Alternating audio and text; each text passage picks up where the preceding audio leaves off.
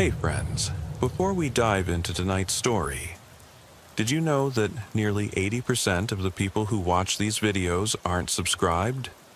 If you're enjoying this kind of content, consider hitting the subscribe button. It really helps a lot, and it keeps these long stories going. Also, I'd love to hear from you. What time is it right now where you are, and which city are you listening from tonight? And if these stories help you sleep, feel free to tap the thanks button to support the channel. It truly means a lot. All right, let's get into it. I still remember the call coming in at 2:03 a.m. on a Tuesday. Dispatch's voice clipped and tense, like they tasted the line static before speaking. Unit 12, we've had reports of lights inside Sector C at Fort Havelock. You're closest. Check in when you get there. I clicked off the radio, my pulse already picking up the slack. Fort Havelock was supposed to be shuttered for 20 years. Decommissioned chemical tests, sealed up tight. There wasn't supposed to be anyone left on the perimeter, let alone working lights. The road out there was nothing but a narrow strip of gravel cutting through marshland. The wind had picked up after midnight, so by the time I reached the broken gate, my cruiser rattled against the gusts like a tin can.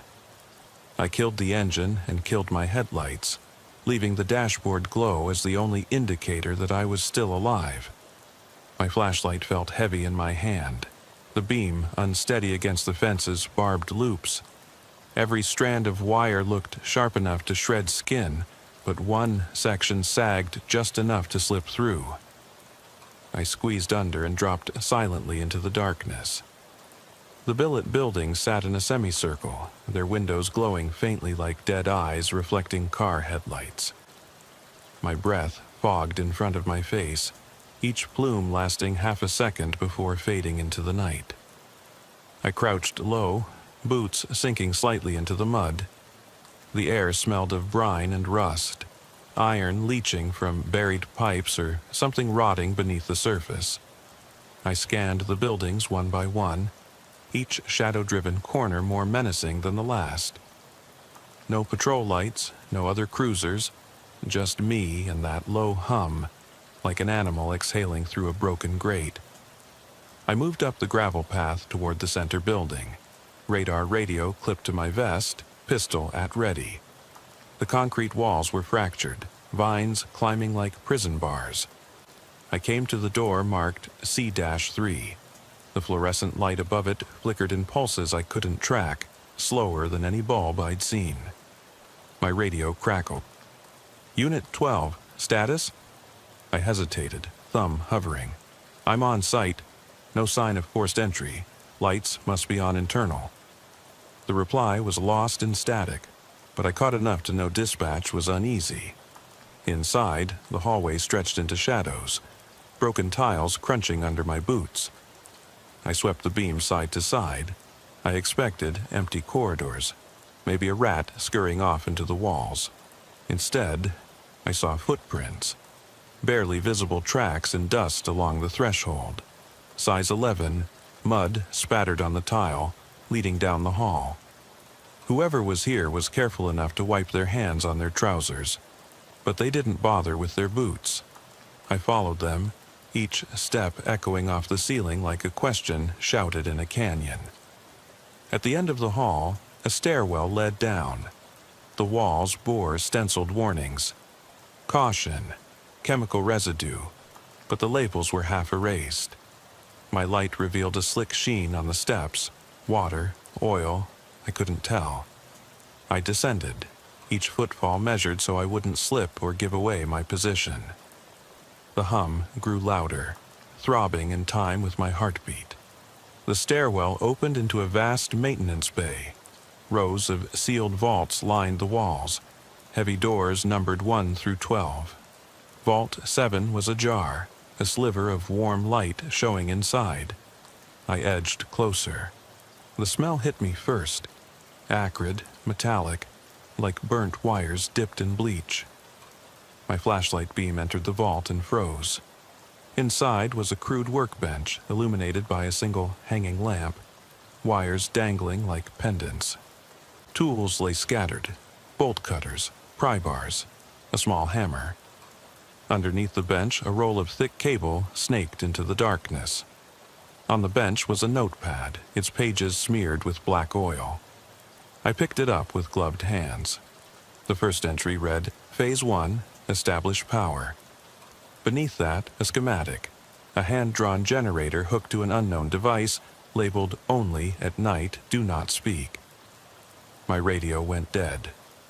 The sudden silence pressed against my eardrums until I half expected to hear blood rushing. I dropped the notepad back onto the bench and turned to leave, but the vault door slammed shut with a force that rattled the charted schematics. I yanked it open.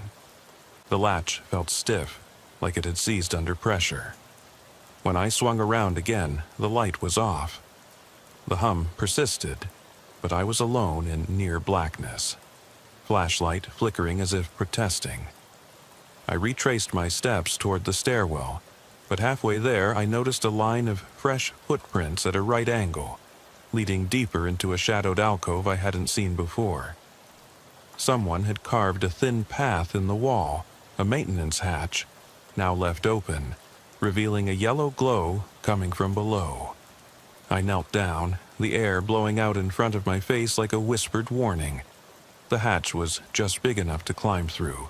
The glow pulsed at the edges with a slow, rhythmic throb.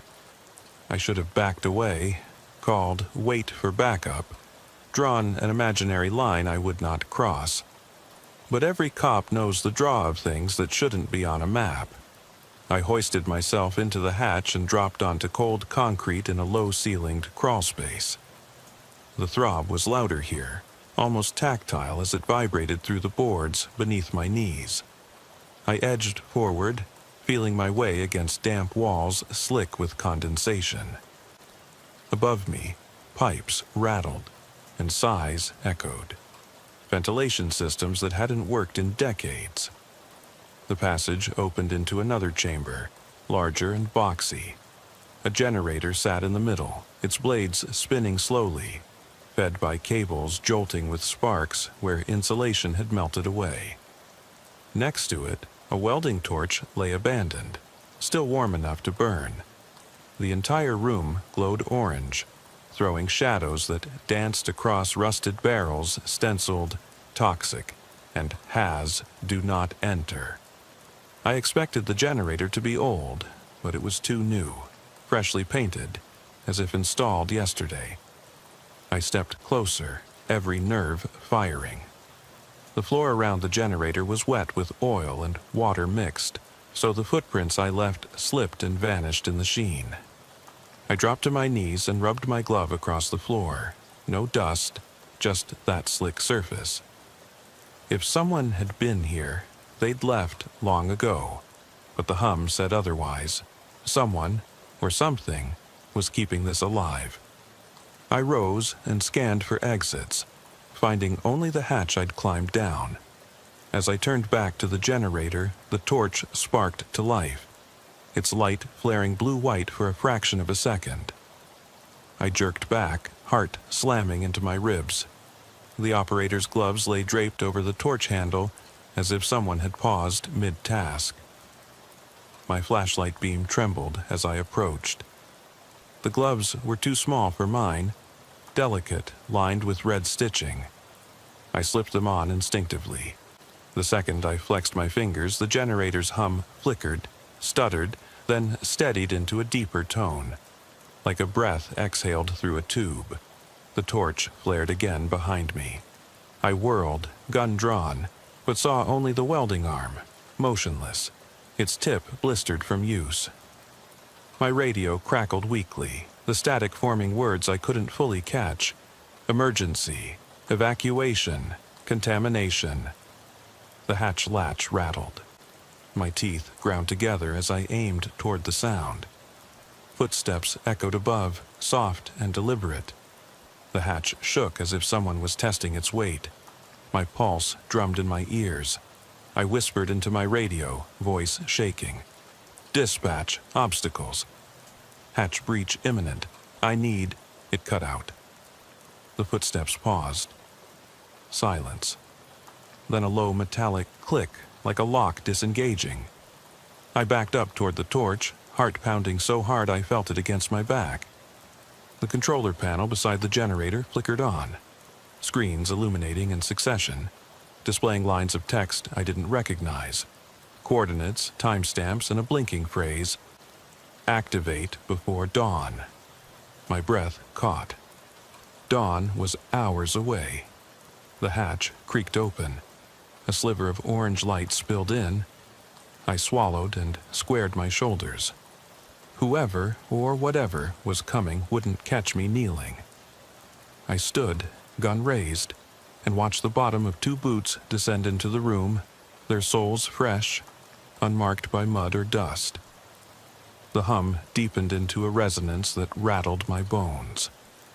My throat went dry as I steadied my aim at the boots, expecting to see a face.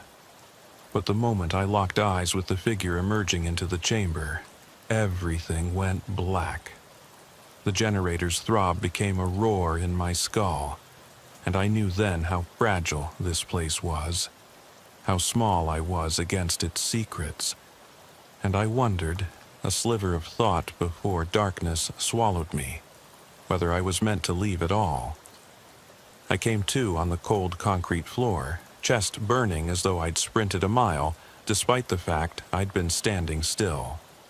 My flashlight spun in my hand, beam slicing through the haze of dust motes and whatever else had turned this sub-basement into its own ecosystem.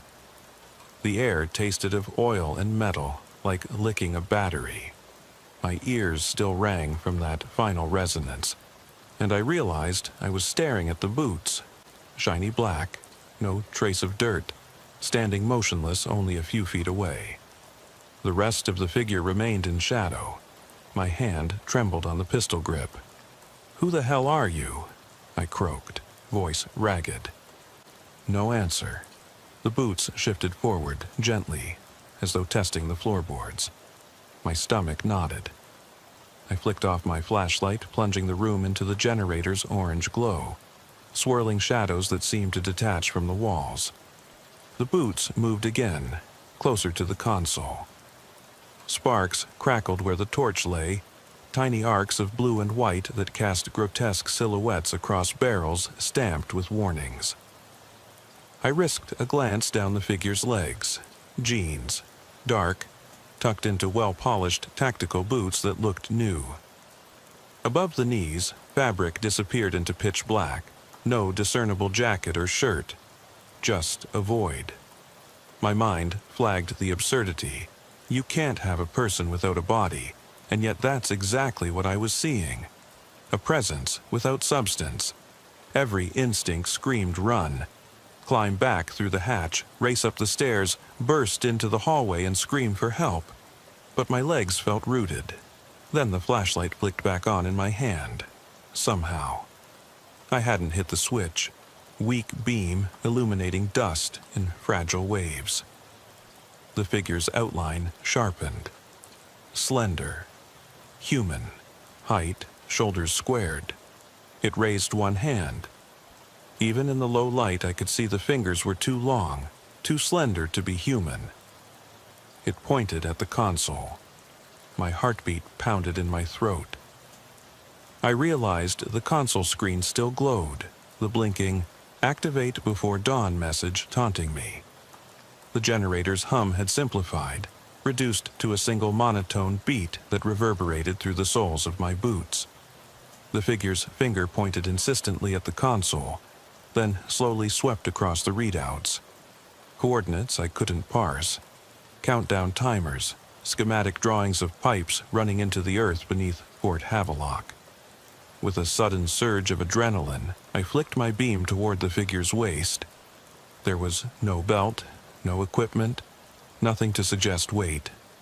It was like someone carved a silhouette from darkness and stood it upright. All I could feel was that presence. My training kicked in. I snapped off the flashlight again, keeping the glow from the console as my only guide. I backed toward the hatch and dropped to one knee, aiming my pistol at the feet of the apparition. A bead of sweat dripped off my temple. I whispered, "If you want something, say something." The figure tilted its head as though listening for my words, then stepped forward. Each movement emphasized its impossible form, like someone pressing a black velvet cloth into life. The floorboards didn't creak. Nothing gave under its weight. It reached the hatch and knelt, placing its hands on the edge, but there was no hatch there any longer. The wood had vanished, swallowed by darkness. I caught my breath and raised the gun higher, finger trembling on the trigger. "Don't," I told it. But the figure's head angled back toward the generator. Eyes, if you could call the glowing emptiness eyes, fixed on the torch handle, the gloves draped across it. Something in that motion clicked in my mind. Power source, controls, a mechanism. This was no random trespasser scavenging parts. Someone, or something, was running an operation here, and I'd stumbled into it. The generator's hum deepened, vibrating through my bones, and I realized the figure had turned off the torch. The room plunged almost entirely dark as any place on Earth, and all I could see was the glow behind me. It flickered. My pulse thundered in my wrists. Time slowed. Then, in the silence, the static voice crackled over my radio earbud. Distant, distorted. "Contamination. Stand by. Protocol." I yanked the radio from my vest. Control panel blinked locked, as if it read my panic. Something hammered in my chest. They knew I was here. Dispatch had gone from uneasy to active lockdown. No backup was coming now, only orders to fall back. I took a shallow breath, forcing myself to think. I needed evidence, names, files, logs, something to prove this wasn't just a haunted old base. I scanned the barrels again, glimpsed one marked physical sample, human tissue, next to a shelf of sealed vials. Footsteps sounded above, metallic clinks like someone walking in heavy boots, far weightier than the slender figures. I swung around. Lights overhead flickered, revealing the hatch closing behind me, latch clicking. I squeezed off 2 warning shots upward through the opening. Concrete dust rained down. "Get out of there," I shouted, voice echoing.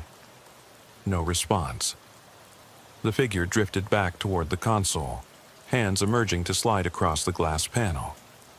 The screens changed. A map of the compound lit up, red dots spreading like a rash.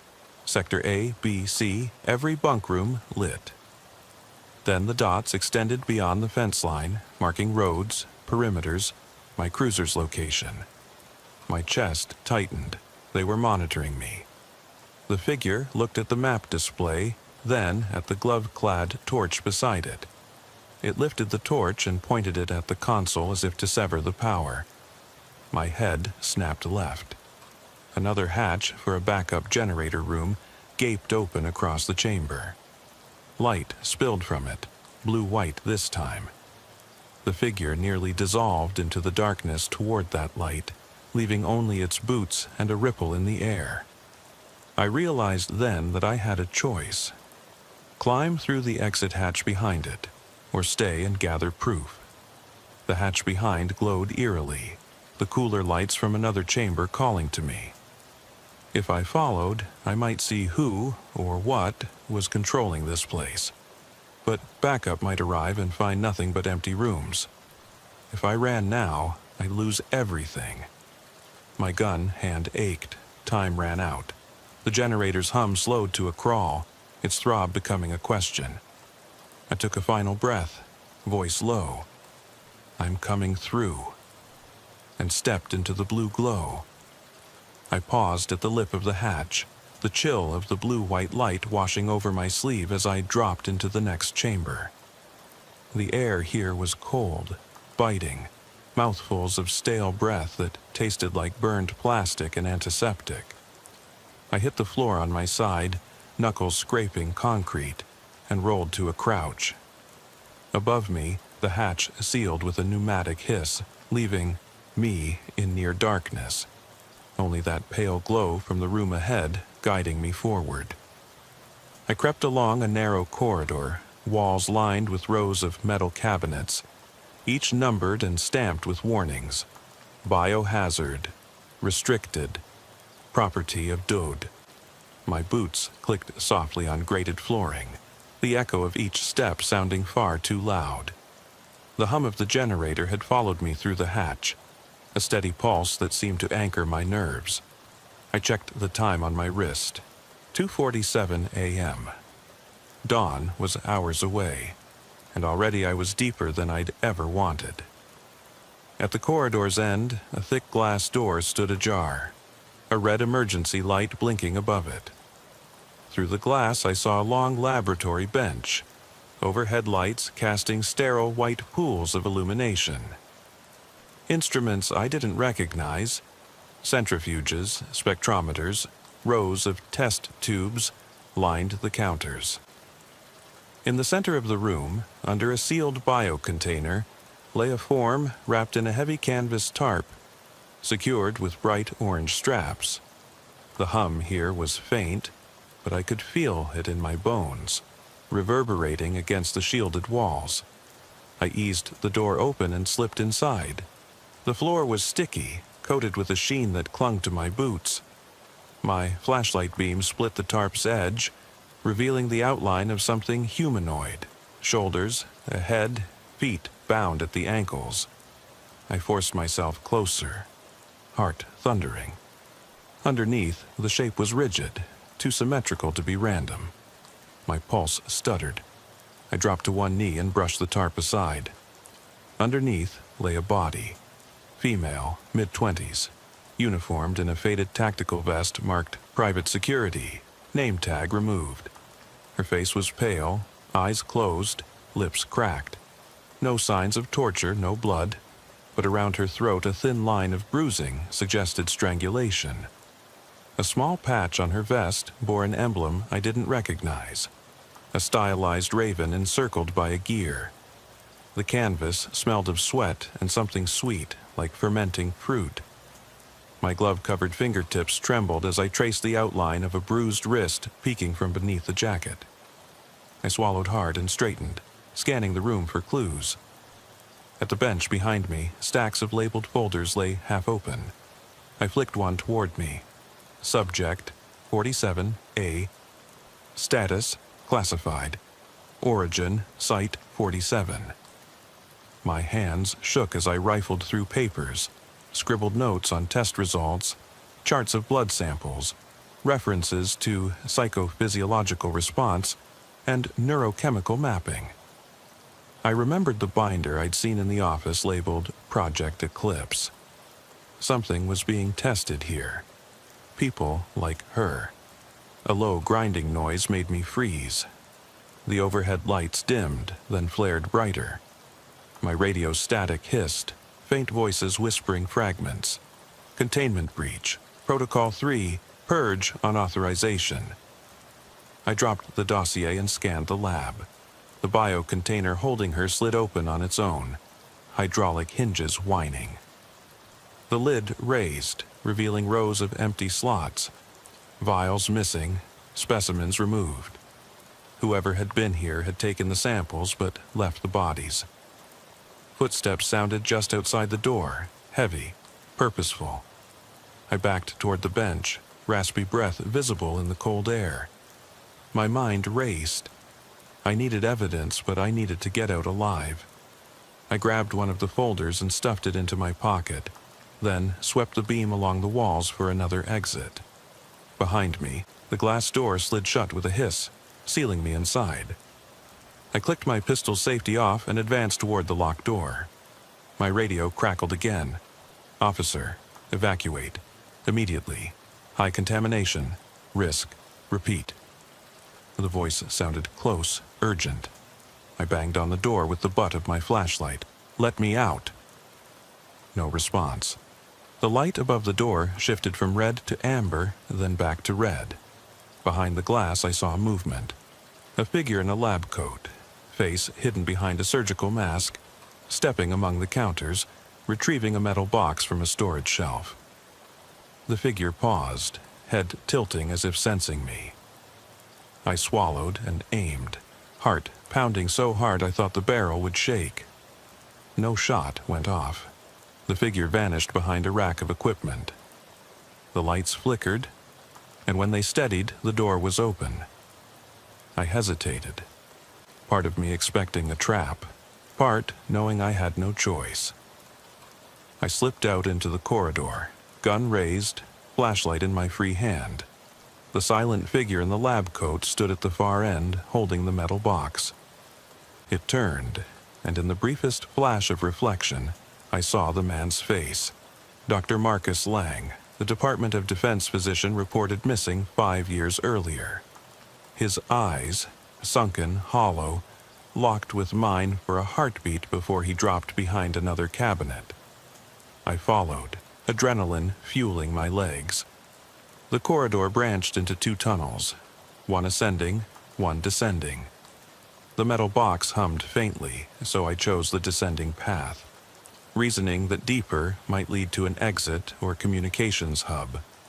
The steps spiraled, trembled under my boots. I shouldered the metal box as I crossed, ducking under hanging conduit until I reached a control booth. Inside, I slammed the box onto the console desk and hit the largest button. An emergency shutdown. The generator's roar eased, dying to a dull throb.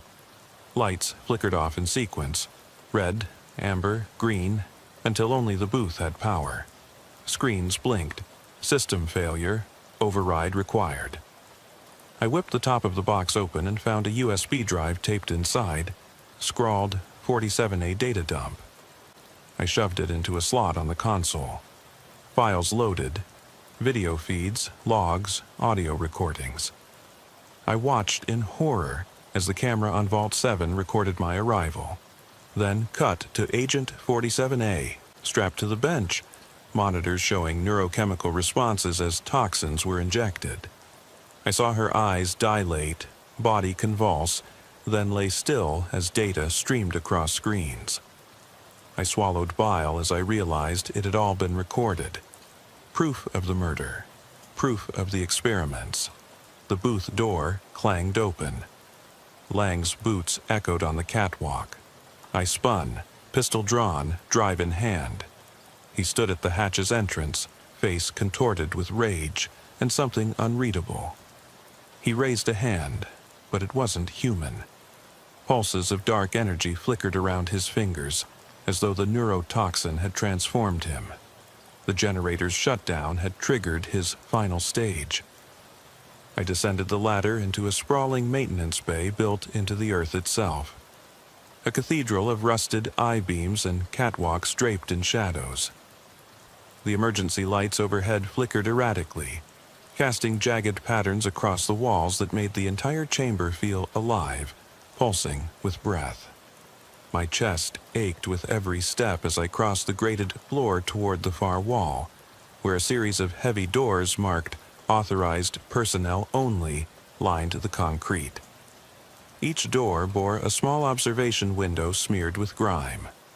One door stood ajar, door 4. A dim green light glowed within, and the hum of equipment was louder here, resonating like a heartbeat. I radioed dispatch on a chance it was still functional. Unit 12, I'm in. Status report? Static. The echo answered back. I clipped the metal box to my belt and approached the threshold, senses electric. Inside was a long lab corridor, walls slick with condensation, floor strewn with cable remnants and discarded test vials. The scent of ozone and scorched metal clawed at my lungs. My flashlight swept across faded hazard signs warning of bio-neuroagents and do not breathe. My boots clanged against metal grate as I stepped forward, every nerve screaming to turn back.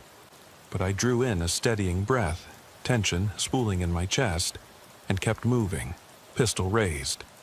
About halfway down, I saw him. Dr. Marcus Lang, standing beneath a flickering fluorescent fixture, coat torn and stained.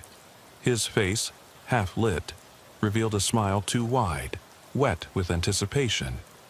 In his hand, he held a vial slim enough to slip between cracked fingers, red fluid glowing faintly, as if lit from within. I ducked behind a cable reel, heart thunderous.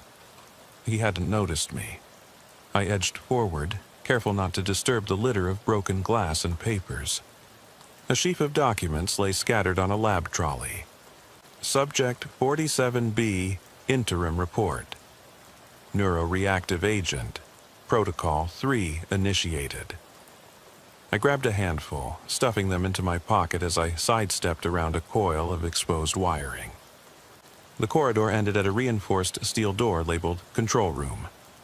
Above, a keypad blinked red. Access denied. Lang advanced slowly, steps echoing. He licked his lips, pale fluid gleaming. I raised the pistol. Step away. My voice cracked. He tilted his head and laughed. A dry, echoing sound that ricocheted down the corridor. Then he hurled the vial into the air. It shattered against the grated ceiling, silver droplets arcing before streaking down. The air filled with a metallic tang, and I felt it first on my skin. A prickling, buzzing sensation like insects crawling beneath my gloves. My vision blurred. I stumbled back, firing 2 rounds at the door's keypad. Sparks flew as the bullets tore into circuits. The door's lights blinked off, then on, green. It slid open with a shriek revealing the control room's interior. Walls covered in monitors showing every camera angle I'd passed. Sector C's lights danced in patterns. Vault 7, the generator bay, the lab with Agent 47A's body, each feed marked live.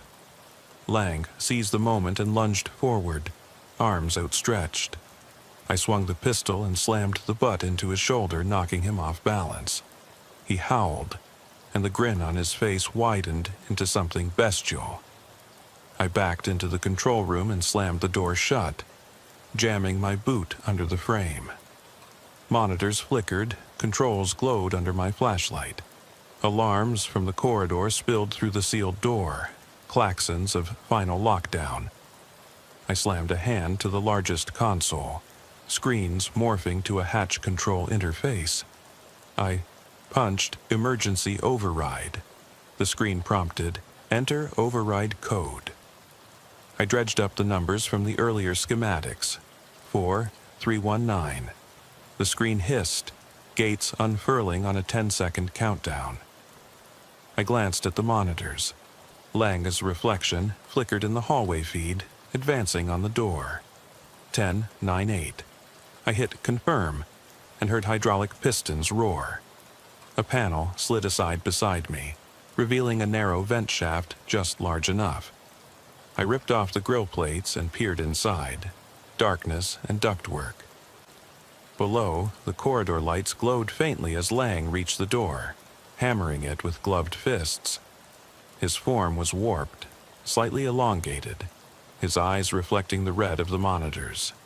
He didn't speak, only eyes of hungry intent. 765.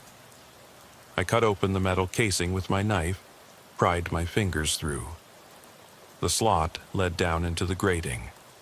I dropped the box of evidence beside the console, rifle slung over my back, pistol still in my hand.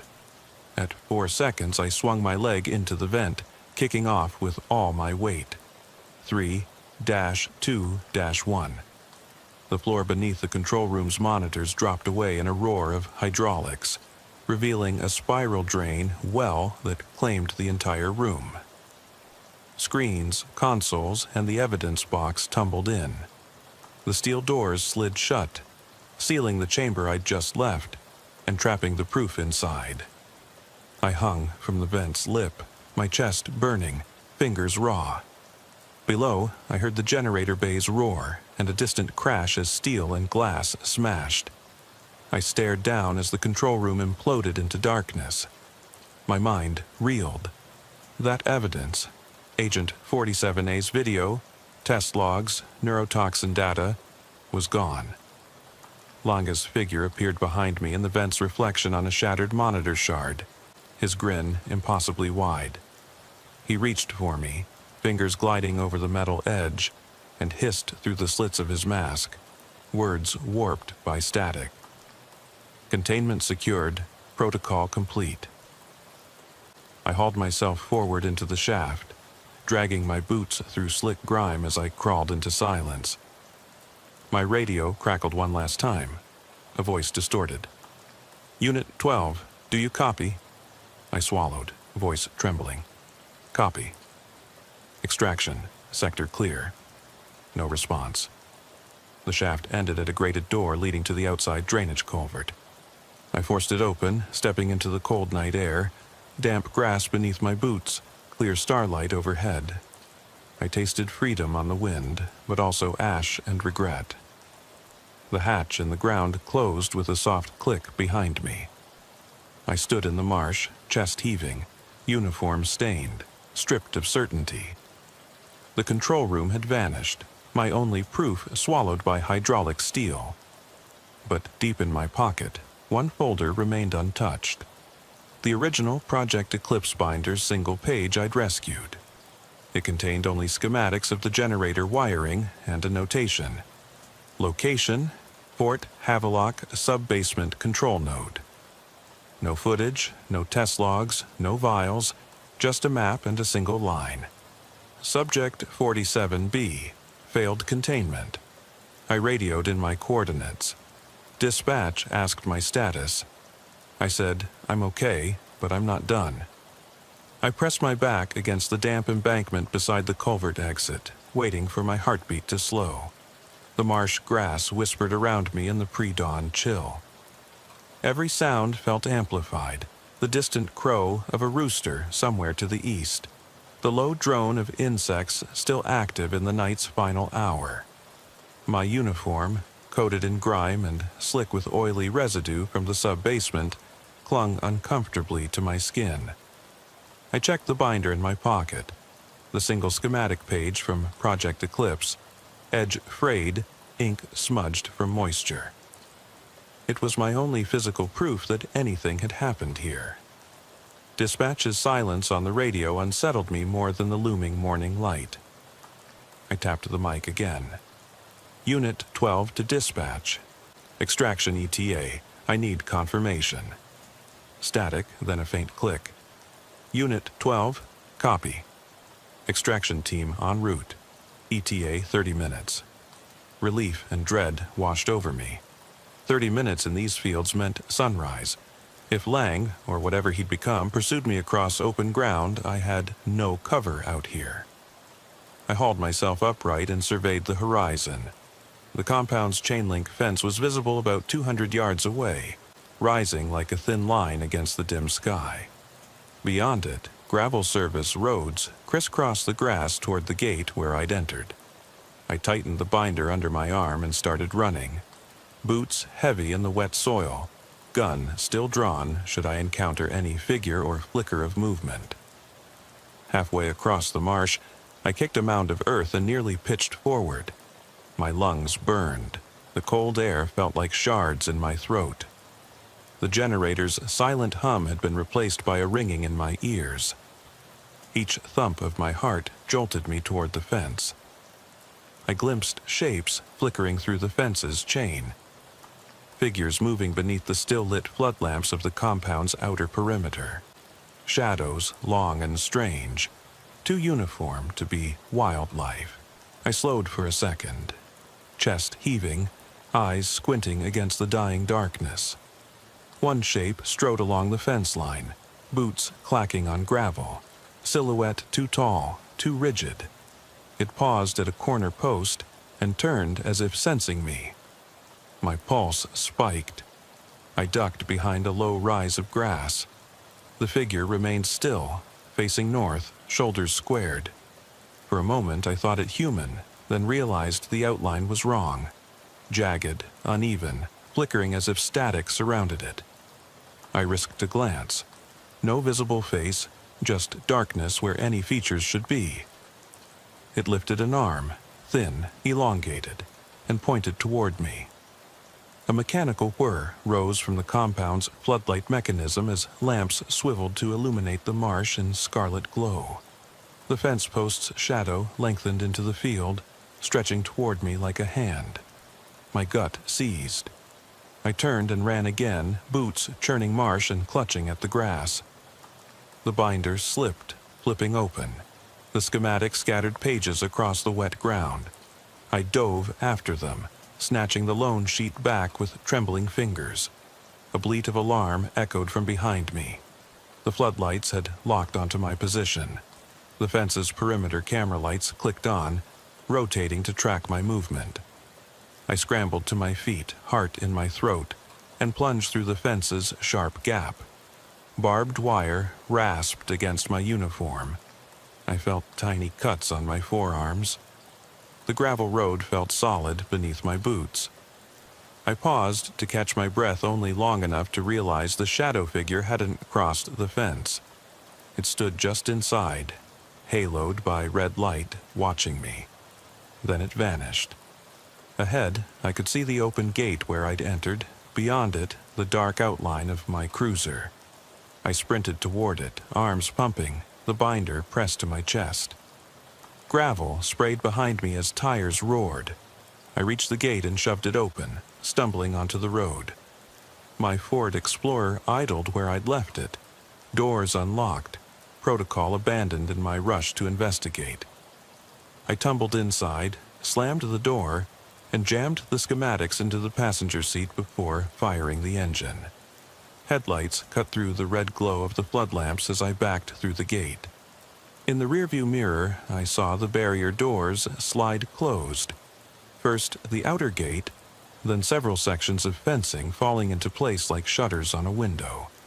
The compound sealed itself by protocol, and no matter what proof I carried, someone intended to lock this place away forever. I navigated the gravel back to pavement and activated my overhead light, though no one was there to see it. The radio crackled life for a moment. Unit 12 report. I pressed the PTT button. I'm clear, heading to rendezvous. The voice responded after a pause. Copy that. ETA 15. I clicked off and shifted gears, the engine's growl echoing my heartbeat. As I rounded a bend, headlights appeared behind me. Two vehicles, blackened SUVs with bulletproof grills. They flanked me. Lights off except for dim running lamps. I slowed, heart hammering, hands tight on the wheel. One SUV pulled ahead and braked at a distance. The other pulled up alongside. No doors opened, no figures emerged. I watched through the passenger's window as the driver's seat remained empty, dashboard lit by faint instrument glow. My mind raced. Was this the extraction team dispatch had promised, or something else? I flicked on my dome light and reached slowly for the binder. The page inside showed the schematic at the top and, scrawled in thick ink at the bottom, 3 words. Subject 47B. Active. Suddenly, the SUV's front windows went black. Tinted shields sliding down instantly, and a low lamp flicked on inside the driverless cab. I saw the Raven Gear emblem etched on a vest lying on the passenger seat of the lead SUV. The figure in my memory, Agent 47A's emblem. A flash of movement. The hatch on the roof of the lead SUV opened, and a black-gloved hand extended, holding a remote. The wire antenna spun slowly as if receiving a signal. The vehicle behind me locked its doors with a solid click. My pulse froze. I jammed the Explorer into drive and veered off the road, tires squealing as I fishtailed into the grassy shoulder. The SUVs followed, mats of metal wheels shredding grass as they gave chase without lights. My own headlights off, I steered by moonlight and distant, floodlit haze behind me. Behind me, I heard a blast of compressed air as the lead SUV deployed a barrier, a metal spike strip, across the road. Tires went flat in a scream of rubber against metal. I swerved to avoid it, but the strip caught the rear tire, shredding it. The Explorer fishtailed off the pavement, crunching across gravel and into a ditch. I jerked the wheel, regained control, and lurched upward onto the road again, Explorer listing. Adrenaline fueled me as I realized my only chance was to lose them in the next turn. The road curved tightly left ahead, bordered by dense pines. I floored it and veered into the curve before headlights could adjust. The SUVs followed blindly, engines revving, and disappeared from sight in the trees. I coasted to a stop, heart pounding so hard I thought the chassis would shudder. I killed the engine and blacked out the dome light. Silence swallowed the cabin. Through the windshield, the road stretched empty and dark. No SUVs, no chase, just the night and the rattling of my breath. I sat for a long moment, hands trembling on the wheel, the binder open on the seat beside me.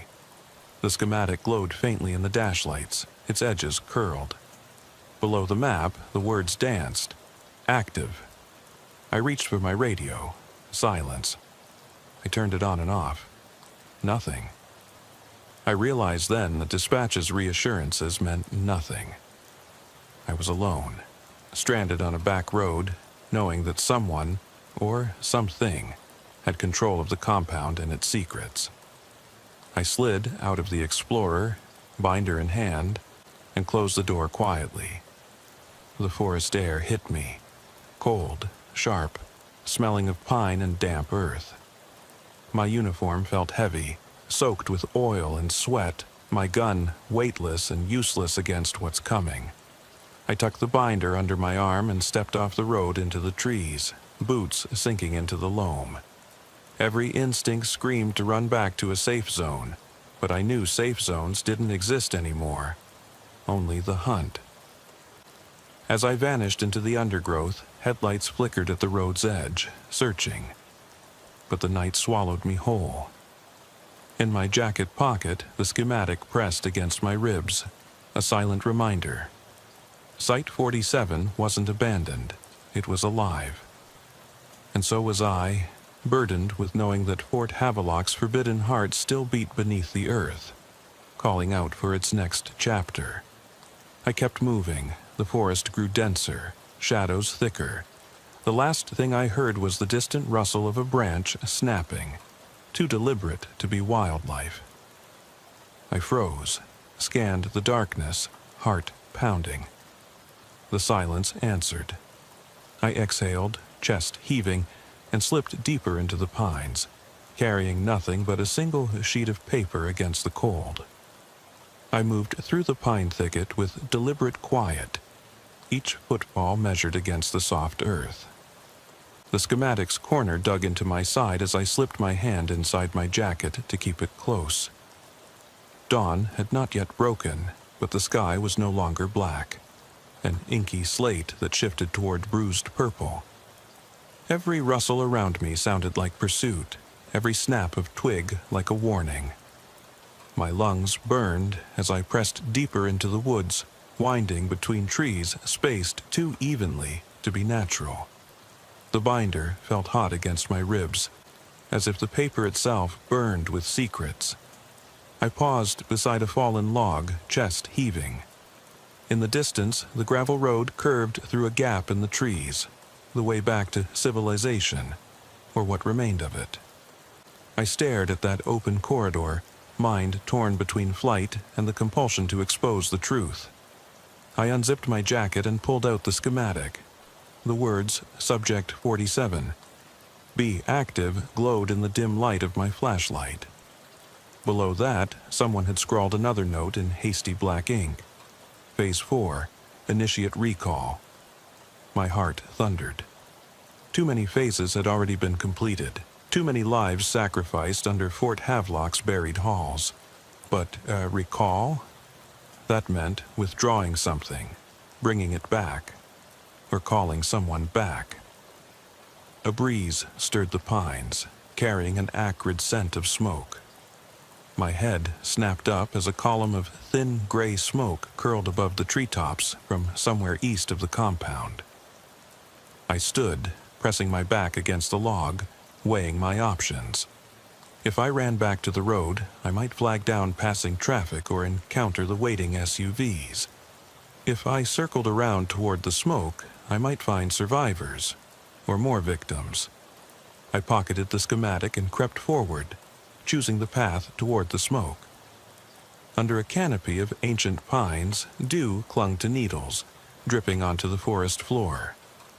I followed what looked like a narrow trail, crushed underfoot by heavy boots. I recognized military-issue tread, deep cleats, unfamiliar pattern. Whoever had been here moved south, away from the marsh and the electrical core. The trail led me to an old service road, cracked asphalt overgrown with grass. Halfway down, I saw the charred remains of my evidence box's lid, twisted around the edge of a roadside culvert. Blackened fragments lay scattered among pine needles. My hands went cold. Someone had retrieved it, then discarded it. I knelt, gathering the splinters, heart sinking. Without that box's contents, Agent 47A's data dump, I had only a single schematic and shredded notes. But I clung to it. Beyond the culvert, the smoke eddied upward from a collapsed guard shack. The shack's roof had fallen in, charred beams splintering outward. Inside, smoldering embers glowed like dying eyes. I swept the beam across the interior. A uniformed figure slumped over the remains of a desk, his gas mask visor cracked and caked in soot. I approached slowly, pistol out, every cell screaming for caution. Reaching the desk, I saw papers pinned under a heavy rock. Design documents for what looked like a mobile generator array, stamped with the same Raven Gear emblem. I pried the rock free and flipped through the pages. Schematic overlays matching the one I'd rescued, but annotated with GPS coordinates leading to a site 20 miles southwest. Another off-limit zone. A calendar page fell out, red-circled, date 2 days ahead. Operation Recall. A groan behind me made me spin.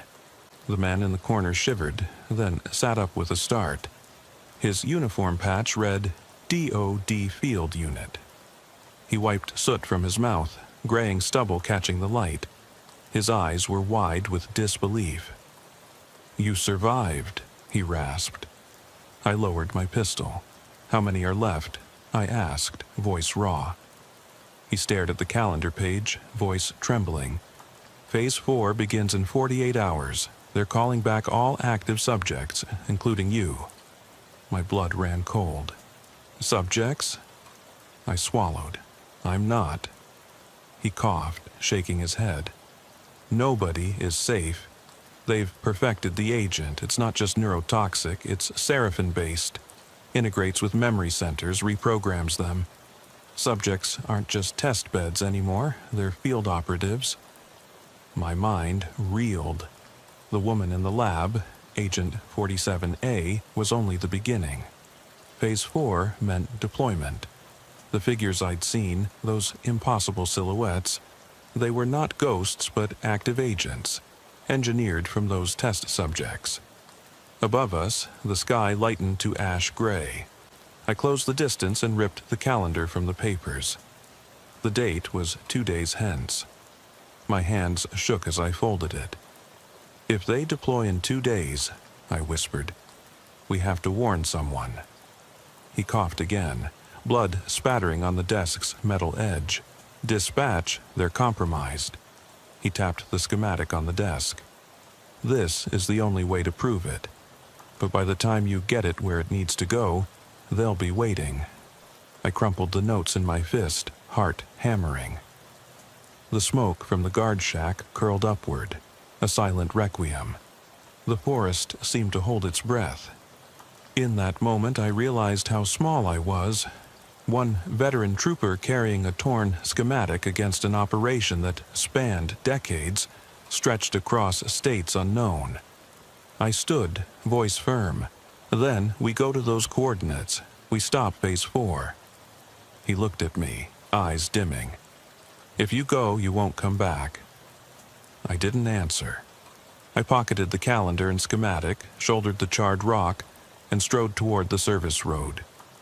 Behind me, the guard shack smoldered in silence, a tomb for the last witness. The wind shifted, carrying the promise of rain and the stench of secrecy. I walked out of the trees, boots splashing through puddles, toward a world about to change.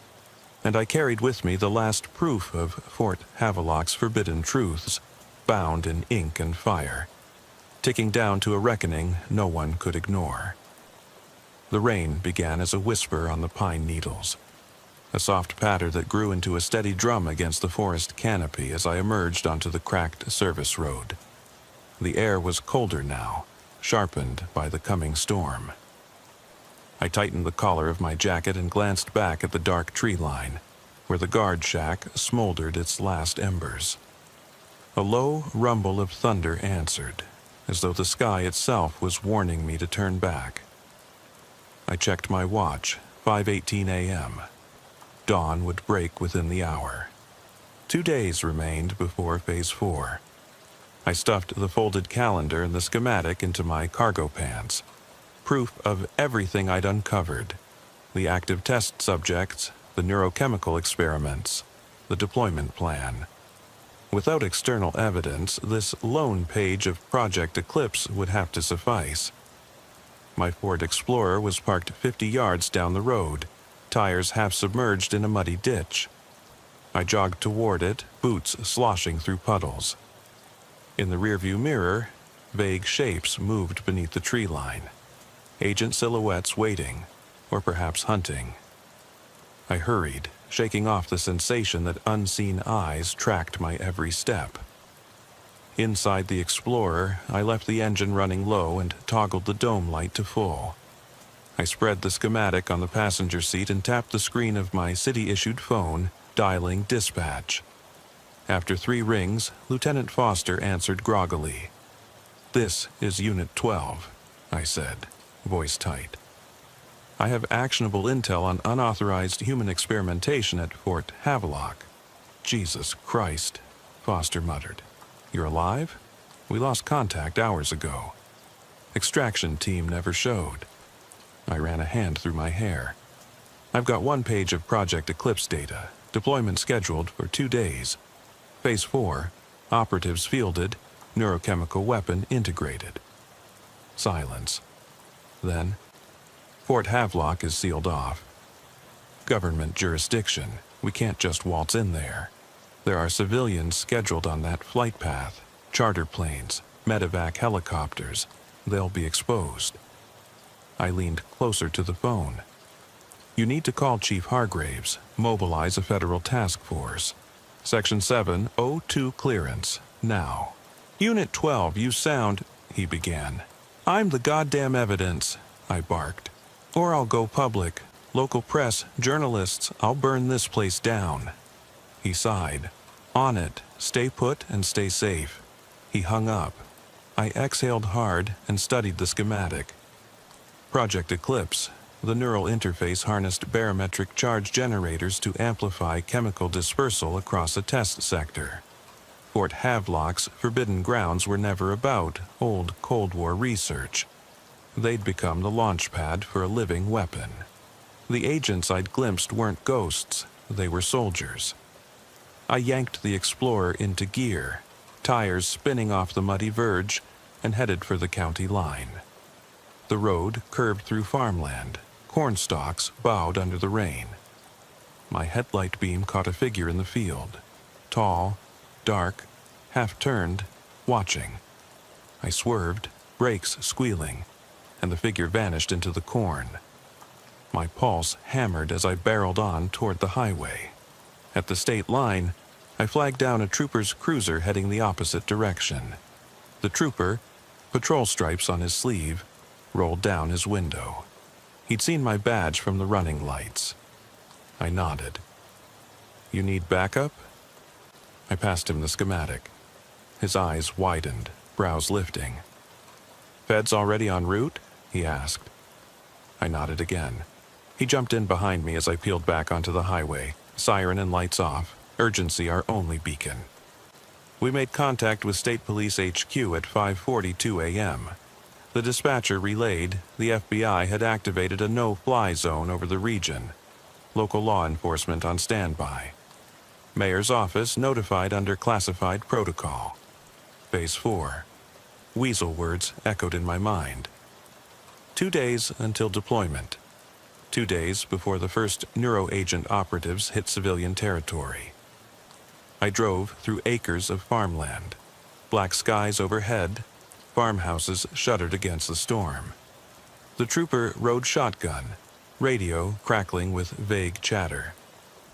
At 6:05 a.m., we turned off onto a service road leading to a small regional airport where the charter flights were scheduled. Planes sat on runways, their engines dark. A Cessna in the rain looked like a cage waiting to open. We pulled up to the terminal. A cluster of federal agents in rain gear waited under the overhang. FBI insignias and hazmat markings. They formed a tight semicircle. Agent Ramirez stepped forward.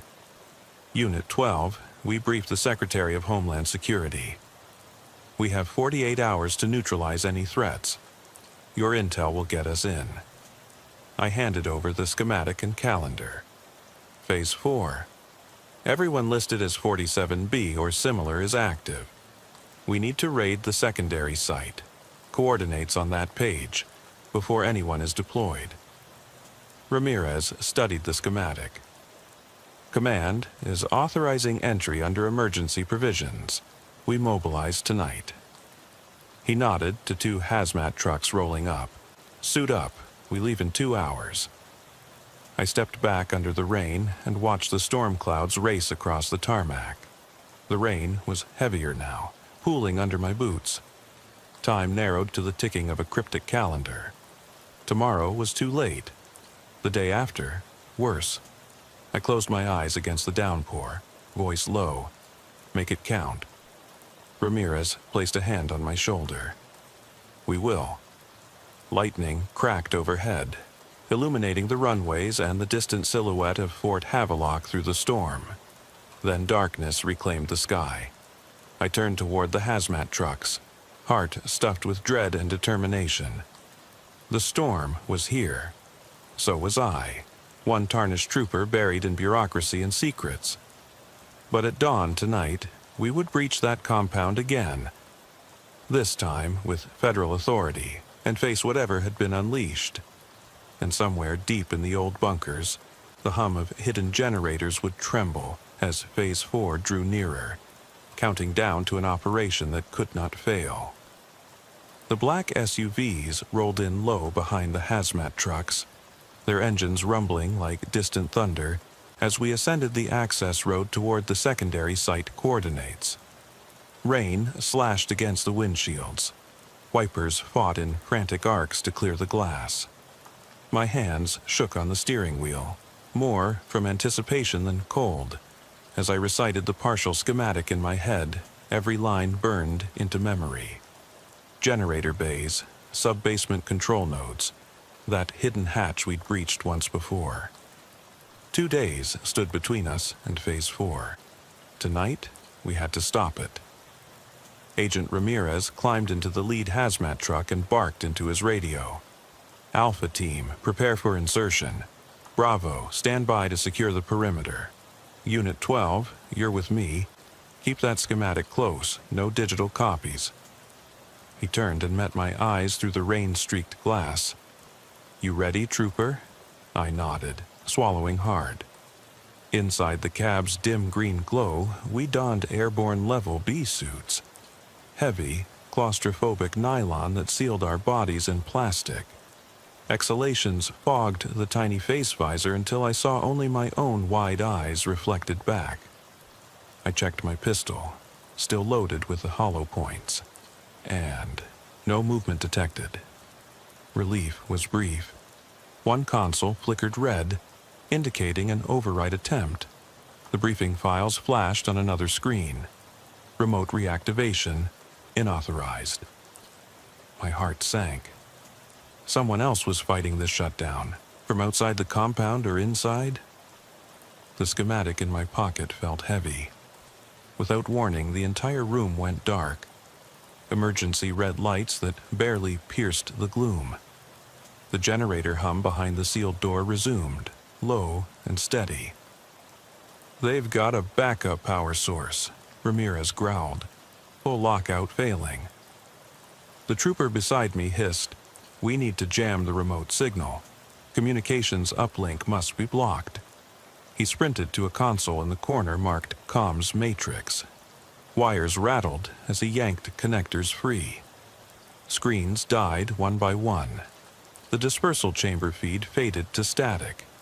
Then a single monitor remained illuminated. The hallway cam feeding the tunnel outside door 9. On it, I saw a silhouette moving toward us. Tall, slender, gloved hands, glinting with unknown intent. The same impossible figure we'd seen at Fort Havelock. It paused on the comm, head tilting as if recognizing us, then stepped forward.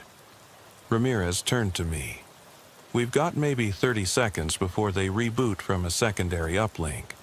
We finish override now, or we fail." He hit a series of keys, but the confirm prompt flickered off. No response. The screen changed to authorization required, level 5. His face hardened. "They locked us out. We need local manual control." He turned to the sealed door labeled manual override. It had a keyhole and a circular valve handle. The trooper produced a skeleton key from his belt, acquired for tonight's mission. He slid it in and turned. Ramirez grabbed the valve and spun as sparks flew from the mechanism. A pneumatic hiss filled the room as bolts shot back. The sealed door groaned open to reveal the corridor, bathed in the generator's orange pulse. The silhouette had paused just beyond the threshold. With no time for stealth, I leveled my pistol. "Stop!" I yelled. The figure took a single deliberate step inside. Gravel crunched under its boots, too clean for any maintenance worker. No mud, no dust. Its face remained hidden in shadow. Behind it, I glimpsed another presence. Dr. Lang. Half human, half amorphous, skin slick with condensation. He raised a hand as though greeting old friends. A thin blue glow pulsed from his fingertips. The trooper swung a rifle butt at the figure's legs, but the blow passed through nothing but air. The silhouette remained unmoved. Ramirez cried out and fired a round into the chest. No flash. The bullet clanged off an unseen barrier. Time slowed as the figure turned its head toward us. The generator's hum crescendoed in the corridor, then died. Silence filled the broadcast room. I realized the dispersal chamber's timer had reset, back to 2 a.m., counting down faster than before. Ramirez grabbed my arm. "We have to move, now!" He yanked me toward a side door marked Access Tunnel. We sprinted past the inert silhouette and dove through just as the sealed door slammed shut behind us. The vault door's hydraulics engaged, metal shearing across steel. We slammed the tunnel door at our backs, then raced down a flight of stairs into the cold sub-basement. The emergency lights blinked out as we descended, leaving only our helmet lamps. My breath came fast. I could taste adrenaline. Each step took us farther from the breach room, deeper into the earth. But the dispersal chamber's cold timer still ran above my head through every monitor and every echo. We reached the original hatch ladder. Ramirez paused at the rungs, pressing a gloved hand to the concrete wall. He exhaled slowly. "We bought some time, but not enough. That silhouette, it's not human. It's the project made real." He looked at me, visor misting. "Even if we abort Phase 4 here, they'll adapt. We need to hit them at the source." I nodded, heart pounding. The hatch above was sealed by protocol. Would open only from the compound side or by override code. Ramirez produced a data link from his belt and attached it to a socket at the ladder's base. A green light flickered. "Override detonation sequence," he said. "We collapse this tunnel in 60 seconds. It'll buy us hours, maybe days. I lifted the schematic one last time. We leak the rest of this, every media outlet, every journalist, they'll come down on them. He slapped my shoulder. Get out of here alive. We meet at Rendezvous Point Charlie. I climbed the ladder 2 rungs at a time as the timer on his device ticked down. The hatch above cracked open. Rain splattered in as brute metal claws withdrew bolts.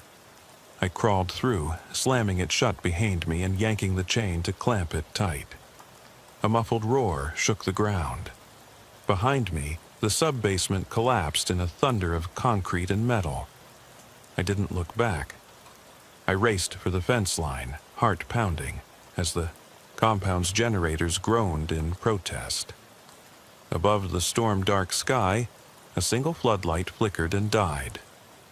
The rain washed mud down my boots as I stumbled into the trees. I kept running until the forest swallowed me whole, my boots slipping in the mud each time I changed pace. The night wind shredded at my suit's sealed seams, cold water running down the back of my neck. Behind me, the shuttered entrances of Site 47 lay hidden by darkness and the storm. Generators now silent. Or perhaps they were merely waiting for the next order. My lungs burned with each breath, and my mind spun with every fragment of evidence I carried. The torn schematic, the scrawled calendar, the bruised dossier on Agent 47A, now tucked deep in my jacket. I reached the black SUVs parked half off the asphalt, doors gaping like emptied shells. The trooper who'd followed me climbed out, face ashen, and handed me a radio handset.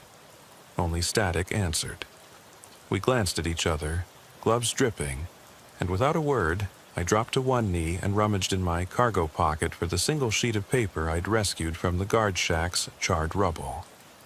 It was damp, corners curling, but the ink was legible. Coordinates, phase timings, and at the bottom, a third notation in unfamiliar handwriting. Recall imminent, neutralize subject. My mind roiled. We'd paused Phase 4. We'd collapsed the sub-basement and severed the communications node. We'd driven back the agents and Dr. Lang's twisted creations. Yet here, beneath the sickly red glow of the SUV's taillights, I realized those successes had only bought time, not ended the threat. They can recreate the generators, I said in a hoarse whisper, voice swallowed by the wind.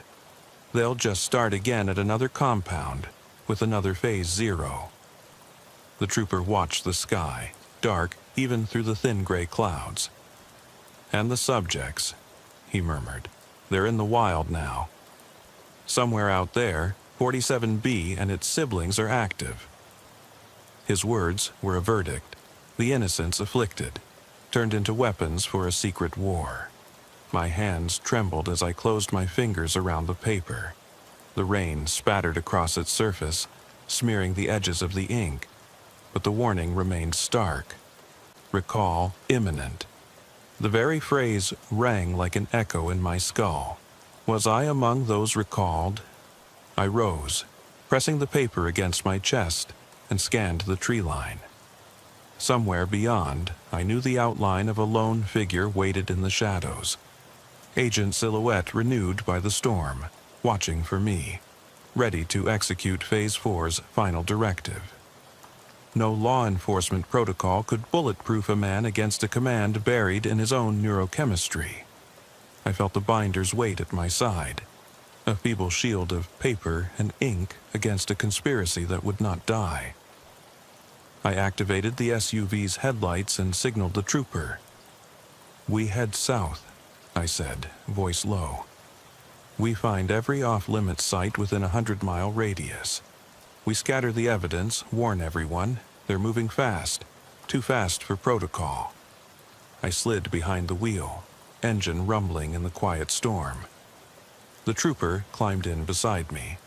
As I pulled onto the wet highway, I felt the terrain shift beneath our tires. The world tilted toward a dawn that meant nothing if the subjects had no conscience. The rain eased. a reluctant sigh from the sky. Up ahead, a billboard loomed through the mist. An advertisement for a roadside diner, its neon flickering in Morse-like stutters. "Eat here," as though trying to communicate in code. I stared at it, heart thudding. If even that sign could blink secrets, what else pulsed beneath the surface of our reality? I gripped the wheel and leaned forward. The binder of black and white lines and the damp calendar pressed against my side, reminding me that I carried the spark of disclosure. But the wind carried doubt. Could I outrun 30 miles of haunted back roads, 50 agents in suits, and the silent tyranny of a compound buried beneath the earth? I broached the radio one last time. "Unit 12 to any channel. If you hear me, you're under recall. Run." Silence fell in the cab, heavier than the storm. The road stretched before us, disappearing into the low clouds. Down the highway came the distant hum of an engine. Another SUV, or perhaps a lone subject, speeding toward us. My pulse hammered in my throat as I gathered the wheel. Everything we had done up to this moment meant nothing if the order came through. I took a shallow breath, the storm wrapping around us like a vow. No matter how buried the truth, it always clawed its way back to the surface. How do you stop a secret that's already been set loose? I never imagined the radio crackle would sound like a death knell, but there it was. Static and half-formed words tearing through the silence of my cruiser's cab. I'd been parked at the edge of the old Redwood research compound for 6 hours, waiting for someone, anyone, to pick up the phone. Midnight had long passed, and the county dispatcher had gone off duty. I was on my own. The call had come through an encrypted line. Possible breach. Investigate. No badge number, no supervisor name, just coordinates and a single instruction. Don't let them see you coming. I flipped off my headlights and killed the engine. The world outside went black. Rain pattered on the roof like nervous fingers. The campus was a maze of decaying warehouses and half-buried tunnels. Once, Redwood had been a cutting-edge facility for agricultural bioengineering. Corn spliced with fungal enzymes, livestock fed on nutrient gels. All quietly decommissioned 10 years ago after unexplained diseases surfaced among test animals and a handful of contractors vanished. Officially, the site was fenced, shuttered, and off-limits. Unofficially, everyone in town knew to steer clear after dark. I stepped out into a chill that went beyond temperature. My flashlight cut a cone through the gloom, bouncing off broken windows and walls still stamped with Redwood research. Keep clear. The fence was down in places. Metal posts yanked from the ground. Razor wires snipped and curled like injured snakes.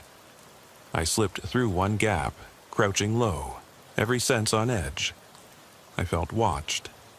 Maybe by scavengers, maybe by wildlife. But something in my gut said this wasn't about deer. A low hum began somewhere ahead, like machinery powering up after a long sleep. My boots crunched gravel as I edged toward an open bay door. I thumbed the flashlight's button, revealing an interior lined with massive storage silos, once used for slurry testing, now empty and gathering rust. In the beam's reach, I saw piles of industrial crates stamped confidential, Redwood Division. Some lay broken, others stacked so high they pressed against the rafters.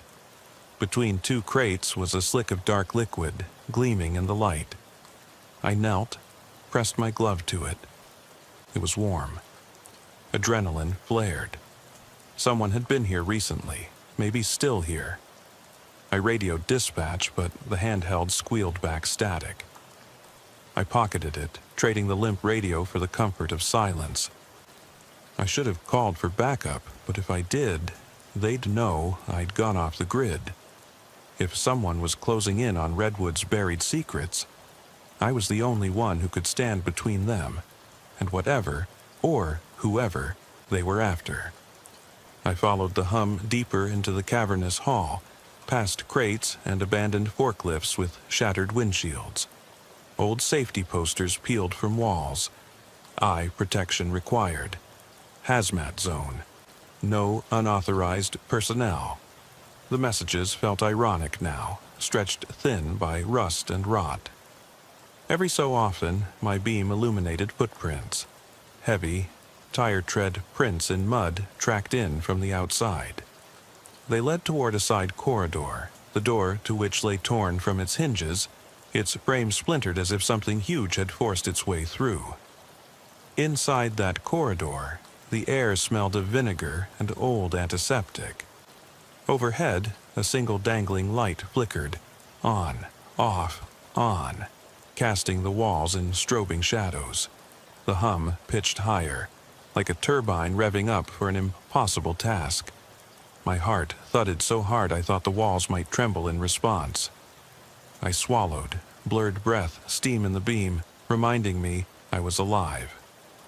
I moved forward, step by cautious step, until I reached the end of the hall, a reinforced steel door, rivets worn smooth by time.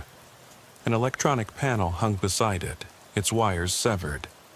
I rested my hand on the door's cool metal. No handle, no obvious way inside. I pressed my flashlight against the panel, drawn in by tiny red and green LEDs blinking out of sequence. Someone must have jury-rigged this panel, kept it alive despite the compound's official darkness. My gloved fingers brushed a slim slot, like a card reader. I had no access card. I tapped it and it lit up, green. Almost automatically, the door's magnetic locks disengaged with a muted sigh, and the panel went dark. I raised my weapon, flashlight in one hand, pistol in the other, and crept through. The room beyond opened into a vast warehouse lit by emergency strips of dim red light. In the center, a platform raised a dozen feet above the ground held 3 stainless steel vats, each capped with domed lids. Midnight rain pounded on the corrugated roof, water dripping through holes and sizzling as it hit electrical conduits. The vats, labeled Batch 17, Batch 18, and Batch 19, were half full of a viscous, gray substance that glowed faintly under the red lights. I swallowed, uneasy. Redwood had been shut down, but something here was live. Behind me, the door shut with finality. I clicked my flashlight across the vats. The labels shone, then flickered and disappeared, replaced by hand-painted numbers that looked at least 20 years old. Someone had repurposed these containers long ago. I crouched to inspect Batch 17. My beam caught a dark smudge on the vat's surface, like a fingerprint. I pressed my palm to it. Faint heat. The hum thrummed through my bones. Then I heard it. A low gurgle coming from inside the vat. My breath caught. I slammed my flashlight onto the lid. It clattered but revealed nothing.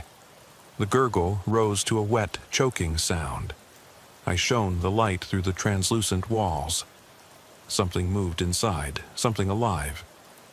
I staggered back, my heart raced. I radioed for backup, voice shaking.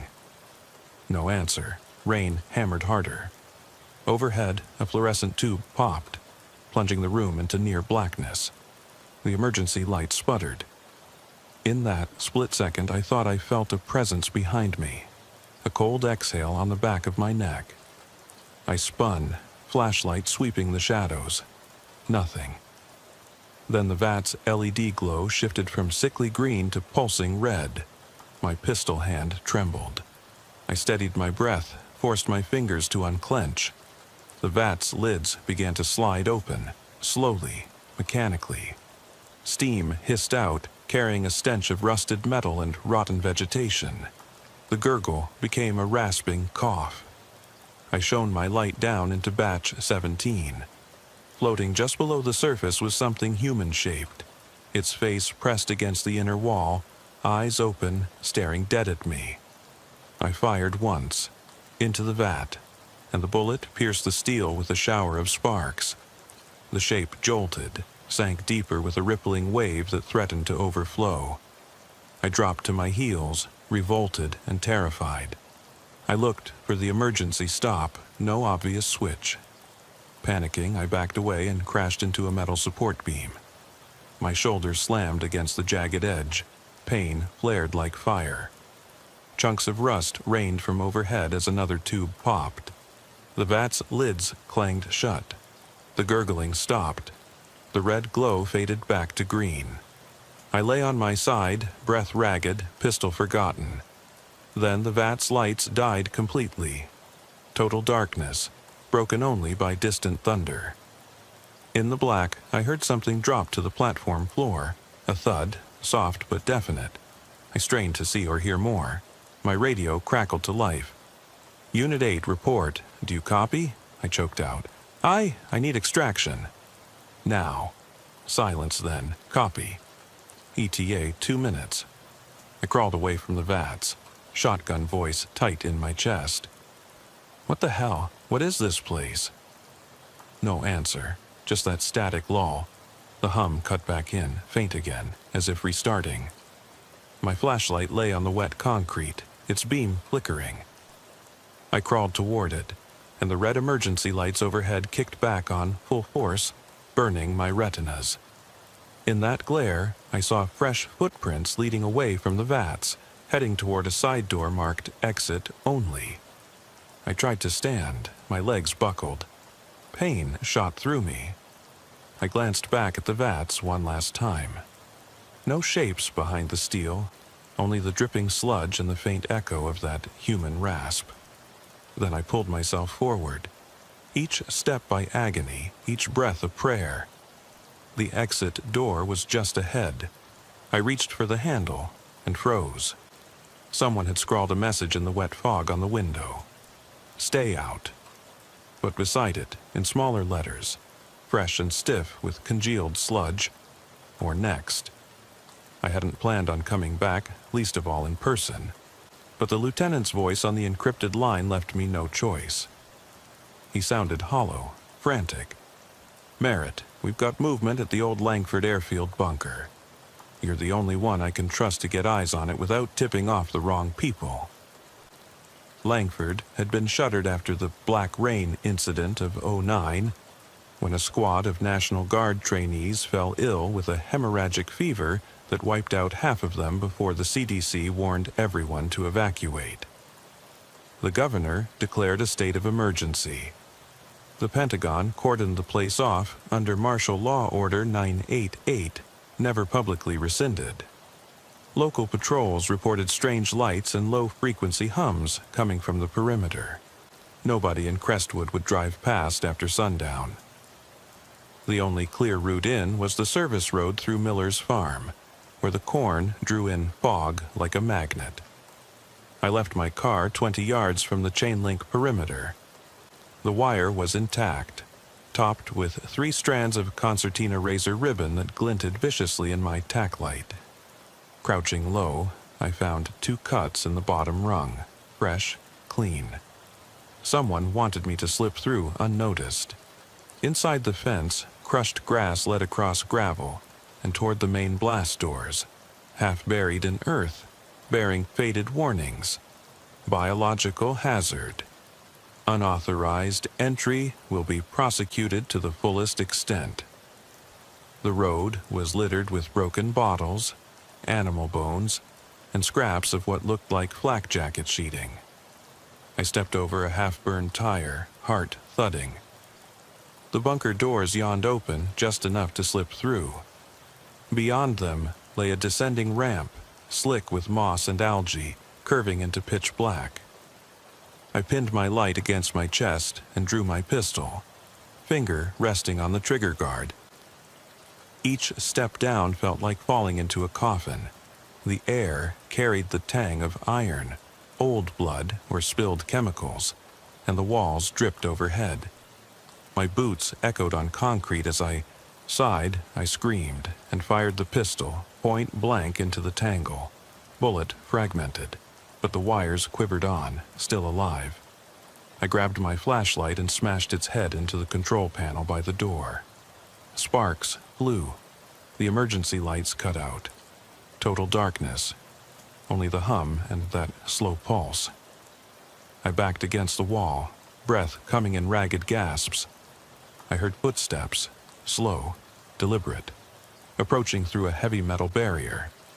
The footsteps paused beyond the wall. Then a voice, rough but unmistakable. "Officer Merritt, you shouldn't have come back." A single thud sounded on the other side. The floor vibrated, then silence. The pulsing wires stopped. The hum faded.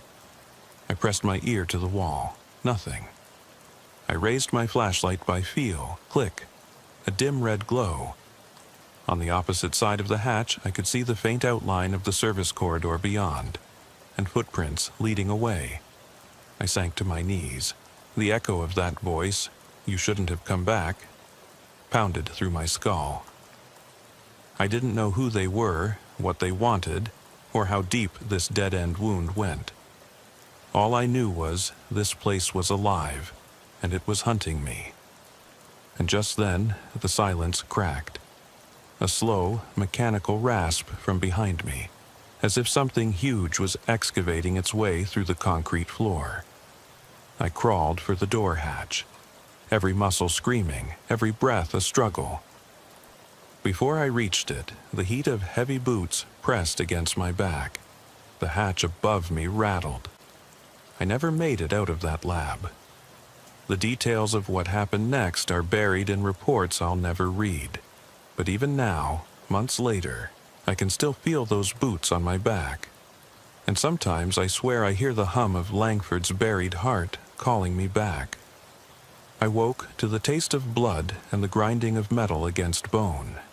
A sliver of red emergency light stabbed through the narrow slit above my head. My wrists burned where they'd been shackled to the edge of a steel table.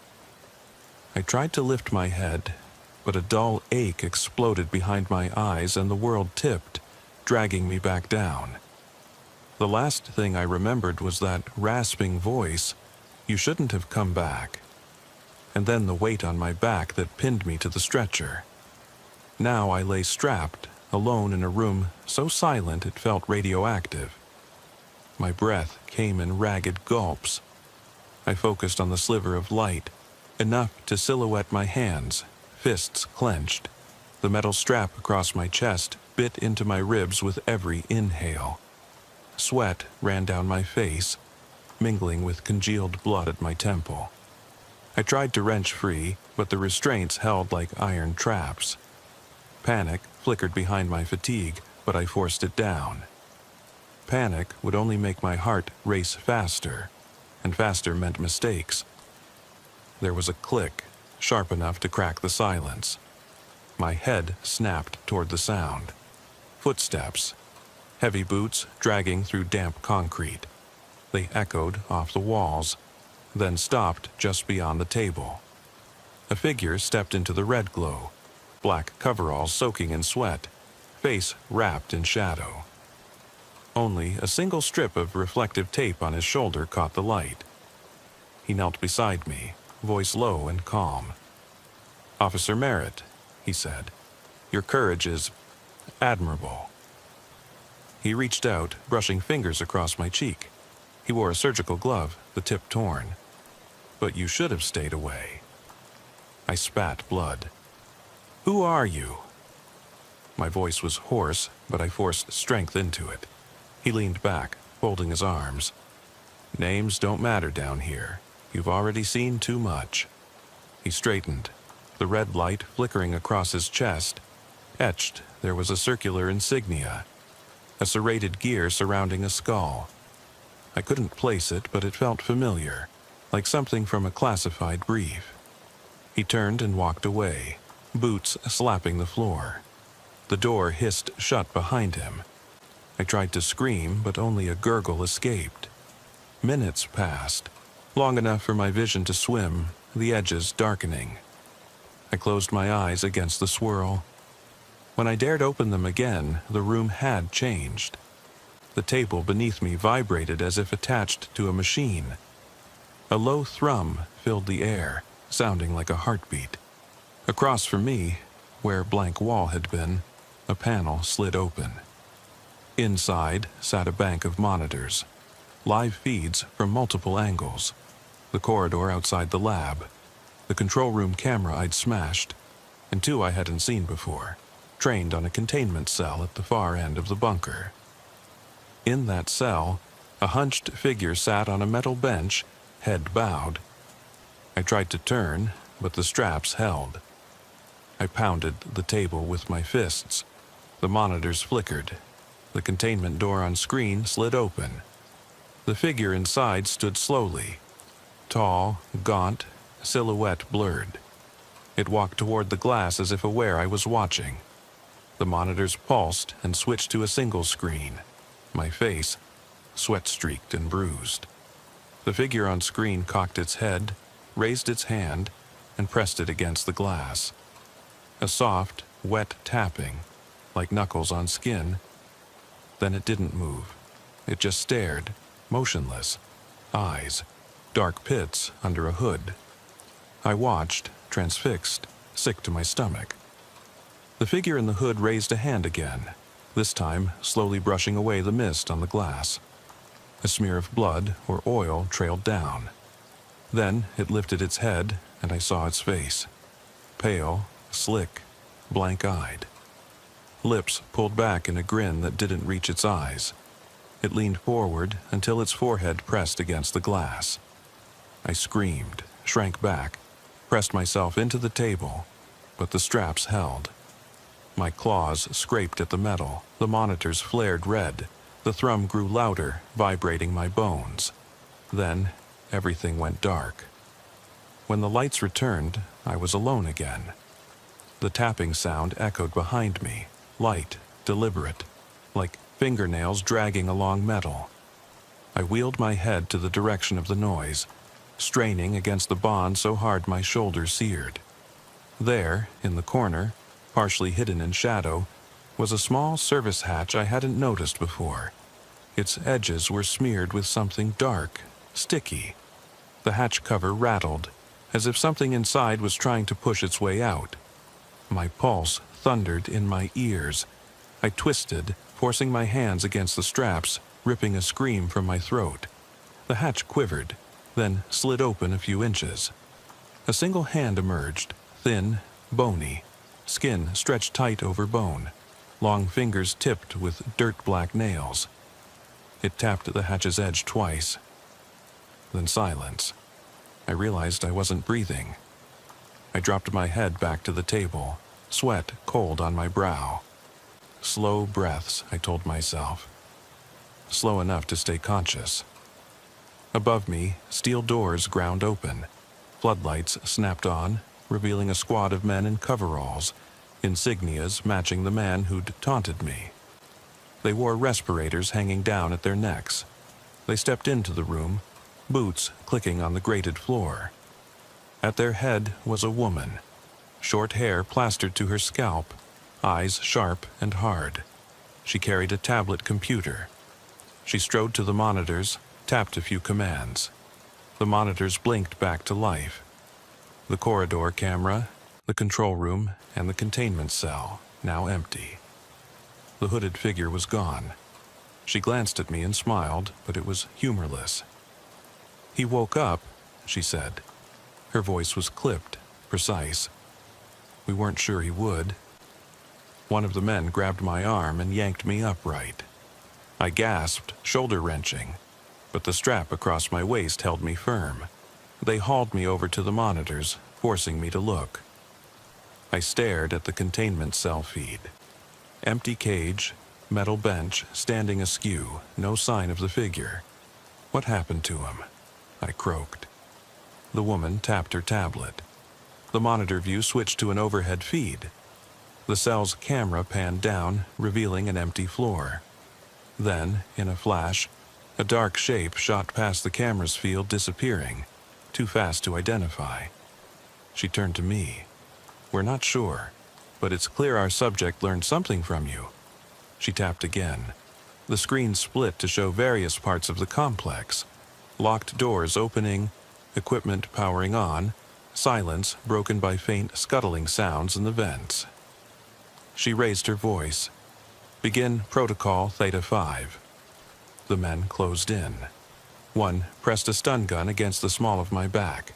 I jolted at the electric crackle. Another clamped a hood over my head. The world went black, my hearing distorted as if underwater.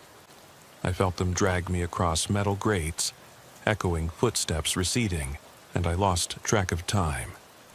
When the hood came off, I was in a cell, small, concrete, no light source but a glowing grate in the floor. My legs were free, but my hands were cuffed to a ring in the wall. Across from me was a narrow window barred with steel. Through it, I saw the corridor. Identical cells lined on both sides, lights flickering. No sign of guards. My head throbbed. I propped myself against the wall, staring at the grate. At first, I thought it was power cables, but the grate vibrated gently, like a heartbeat. I knelt and peered through, a tunnel beneath, filled with the same dark fluid I'd seen in the vats at Redwood. It pulsed rhythmically, as if alive. I leaned back, chest tight. The unexplained scuttling in the vents returned, only now it felt closer, right outside my door. The cell's lights dimmed. In the corridor beyond, I heard boots, then stopped, then tapping, soft, deliberate, like fingernails on concrete. I pressed my ear to the wall, heart pounding. Footsteps circled my cell. The tapping moved along, first the left side, then the right. I counted the taps against the concrete. 6 slow taps, then none. Silence settled, heavy as stone. I exhaled, shoulders slumping. The grate's pulsation slowed, then stopped entirely. A moment later, something shifted under the grate. A ripple passed, distorting the grid. The tapping resumed, around my cell, on the beams overhead. 6 more taps, then a whisper, barely audible. "We're right here, officer." My blood ran cold. The last thing I felt before the lights died was the grate's iron bars shifting, upward, and something climbing through. I forced myself to stop trembling long enough to map the walls of my cell by touch. Concrete, rough and cold. The air smelled of mildew and something coppery. Old blood, perhaps, or rust. My hands ached at the cuffs. I tested each with careful pressure until the metal cut into my skin. Beyond the bars, the corridor lights flickered, casting long shadows that reminded me of fingers reaching for me. I shut my eyes against the memory of that hooded face grinning through the glass, its blank eyes drilling into mine. Slowly, I leaned forward and slid my gaze under the grate in the floor. The dark fluid had risen to cover half the opening and pulsed in time with my hammering heart. I wondered if that fluid was the same bio-slurry from Redwood, or something far worse. Whatever it was, it glowed faintly in the red light, as if it were alive. I pressed my palm against the bars, knuckles slick with sweat. Somehow, I had to get out. The tapping at the door started again, soft, deliberate. 6 taps, pause, 3 taps. A code. My training kicked in, 6x3. A signal to lock down or open. The next moment, the overhead speaker crackled. "Sub-unit Theta 5, target status, conscious. Proceed to extraction point Alpha. Use non-lethal containment." The voice was the same clipped female tone I'd heard before. My breath caught. Extraction? They considered me target. That meant they planned to move me. Somewhere deeper, or maybe out of the complex entirely. Both options terrified me. I forced myself off the wall, strapped upright, and tested the strength of the cuffs. Nothing gave. The speaker clicked off. The corridor outside went silent. No footsteps. Even the hum in the walls felt muted, like the bunker itself had gone to sleep, waiting. Minutes dragged by, each second measured by the drip of condensation from the ceiling. My mind raced through possible exits. Maybe the grate could open if I could knock the hinge pins loose. Maybe the bars had a flaw where force could snap them. Or perhaps I could lure a guard close enough to catch them off guard. But any attempt would draw attention, and likely end with a bullet or a sedative dart. Then, the cell door clanged open. A man in a black jumpsuit stood in the threshold, holding a small, unmarked tablet. His face was half hidden by a respirator mask. He looked from the tablet to me, then slipped a pair of plastic zip ties from his belt.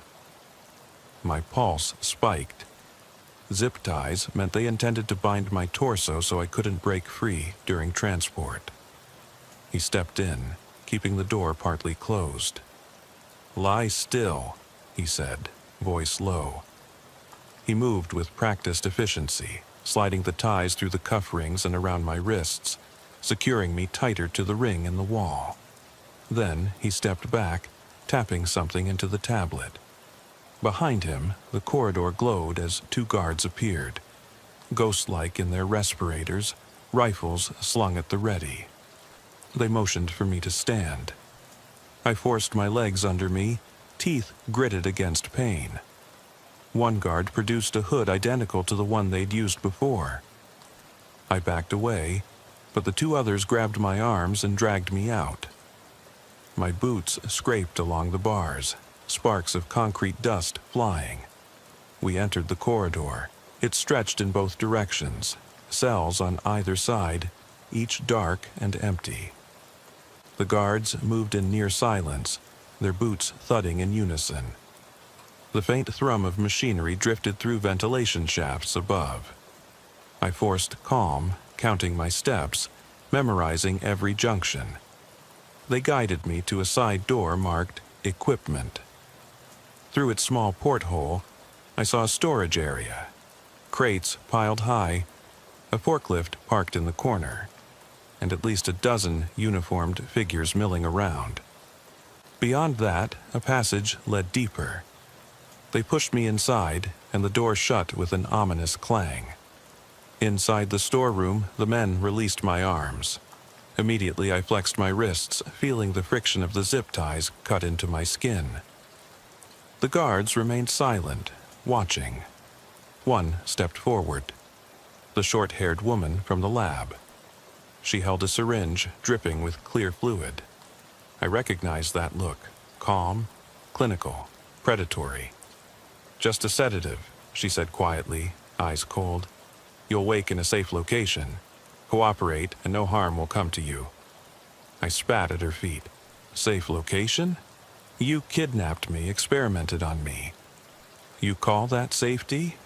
She paused, syringe raised. "Your definition of safe is irrelevant." She plunged the needle into my arm. A burning bloom spread through my veins and my vision blurred at the edges. I staggered, caught by a guard. As the world went black, her voice followed me. "Thank you for your cooperation, Officer Merritt. Welcome to Phase 2. And then, silence. A single unanswered question pulsed in my mind. Phase 2 of what? I woke to the rattling of chains and a distant mechanical thud, like iron doors sealing shut. My skull pounded, each heartbeat echoing in my temples. I fought the fog in my mind, blinking against the dim glow of red emergency lights. The air was acrid, tinged with antiseptic and something rotting. My wrists were free from manacles, but my ankles remained bound. Muscle memory told me I was lying on a cot in a room barely large enough to contain it.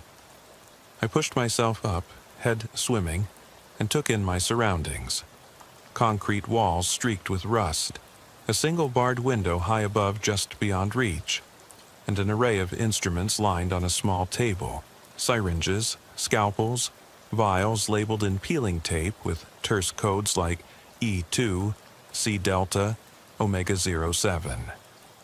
The table legs trembled as machinery hummed behind a grated panel in the floor, the same dark fluid throbbing beneath as before. My rise was met by a hiss, the sliding of a door. I froze, every instinct screaming. A guard in coveralls slipped inside, face concealed by the same respirator mask. He flicked on a blade light, illuminating the corner where a cabinet stood. Its glass door cracked. Inside, rows of jars containing severed samples of tissue suspended in formaldehyde. Labels numbered and dated. The guard clicked off the light and stepped toward me, footsteps heavy. "Morning, officer," he said, voice muffled. He carried a clipboard and a pen, as though arriving for a routine inspection. "You slept well?" I probed the edges of my memory, the syringe, the sedative drip, waking here. I spat blood onto the floor. "Where am I?" He tapped the clipboard. "Langford Research Annex, Sublevel C. You were in critical condition, stabilized but unconscious." I ground my jaw. "Why am I here?" He studied me through the mask. "Containment breach. You were exposed. Now you're part of the response team." He slid the clipboard under my nose. On it, my name, rank, badge number, and a single line. Status, active participant. I tore my eyes away. "I'm not a participant in anything." He shrugged. "Labeling is important. Phase 2 begins in 1 hour. We can either have you on board willingly or we can sedate you again." He tapped the clipboard. "Your choice." He turned and left without waiting for an answer, the door sealing with a pneumatic hiss. The room's hum swelled, and the grate in the floor vibrated like a living thing. I pressed my palm onto the rust-flaked concrete, mapping the seams between slabs. If I could leverage my weight, maybe I could shift one. But the fluid below might be waist-deep, an unknown risk. My heartbeat slowed as I considered the option: cooperate or die unconscious. I dragged myself off the cot, legs unsteady. The guard's words echoed, "Your choice." If I agreed, would they return me to my family? Or would I vanish deeper into this nightmare? And what was Phase 2? My hand closed around the table's edge. The metal chipped under my grip. I rapped the surface, 3 sharp knocks, hoping someone outside would hear. Nothing but the drone of the vents and the distant click of machinery. I turned toward the barred window and seized the thin ledge, testing the concrete anchors. They held firm. At that moment, the intercom crackled. A distorted female voice. "Containment Annex, Sublevel C. Doors will lock in 10 minutes. Proceed to briefing room Delta 10. Then silence. I slumped against the wall, mind racing. If the doors lock, I'll be trapped until Phase 2. I needed to move. The only exit was the door I'd come through, now locked. The window offered no egress. The grate, perhaps a chance. I pulled at the table's leg. It wobbled loose from one bolt. With effort, I twisted it free. The instrument tray clattered to the floor, syringes rolling away. I pried the table leg against the concrete seam covering the grate. The bolt holes aligned with the seam. Metal scraped against metal. Sparks flew under the red light as I worked to lever the slab. Sweat stung my eyes. After what felt like forever, the grate shifted an inch. The humming fluid pulsed visibly. I pried harder. The grate rose enough for me to see beneath. Pipes, valves, cables, too many unknowns to assess depth. Yet I smelled fresh air moving through those shafts. It was my only hope. I undid my ankle restraints with shaking fingers. The guard's zip ties were cut too tight, but I managed to slice through the nylon with a shard of metal I'd tapped off the table. Free at last, I discarded the restraints and hoisted myself onto my elbows, then rolled onto the grate. My pack, slung at the foot of the cot, contained my knife and multi-tool. I braced my shoulder and leveraged myself through the opening. The fluid lapped at my chest, freezing cold. I slid down into darkness, knife in hand, foot finding a pipe to lower on. the shaft angled downward, slick with condensation. I eased myself along, careful to not plunge into hidden cavities. Above, the grate closed with a sudden clang. Someone had reset it. Now I was sealed beneath. Above me, the distant echo of boots on concrete told me I was discovered, but I had no choice. I inched forward, vanishing into the subterranean veins of the complex. The corridor beyond the grate opened into a narrow service tunnel, dimly lit by flickering emergency strips overhead. The air was damp, suffused with the scent of mold and old oil. Cables and pipes snaked along the walls, some labeled in half-erased lettering, AIR, water, coolant. The hum of machinery was louder here, rhythmic like a heartbeat. I pressed myself flat, listening. A guard's rambling voice echoed somewhere ahead. He must have broken out from C. They'll be tight on time. Protocol dictates containment before dawn. Containment before dawn. The words resonated. If they locked down the annex, I'd never see daylight again. I slid along the wall, knife at the ready, following the glow of emergency lights receding around a corner. My flashlight, still in my pack, felt comforting, but I resisted flicking it on. Better to move unseen. I rounded the passage's bend and nearly collided with a maintenance cart. Piled atop were panels, filters, tools. I ducked behind it as two guards marched past, rifles slung. Their boots echoed. They paused at an intersection, conferring in low tones. I crouched, knife poised, heart thrumming.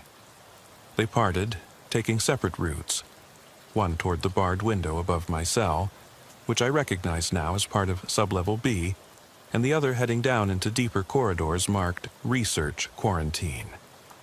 Neither wore the circular skull and gear insignia. These were generic security contractors, likely hired to patrol. Their passing meant one guard isolated, but I was alone. I had to keep moving. The intercom's countdown to lockdown was ticking. I followed the guard who went toward quarantine, hoping his path would lead me to a control room or external exit.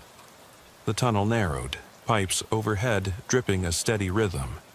Then I spotted a door to my left, wider than maintenance hatches and labeled egress. No keys in the guard's pocket. I'd have to pick the lock.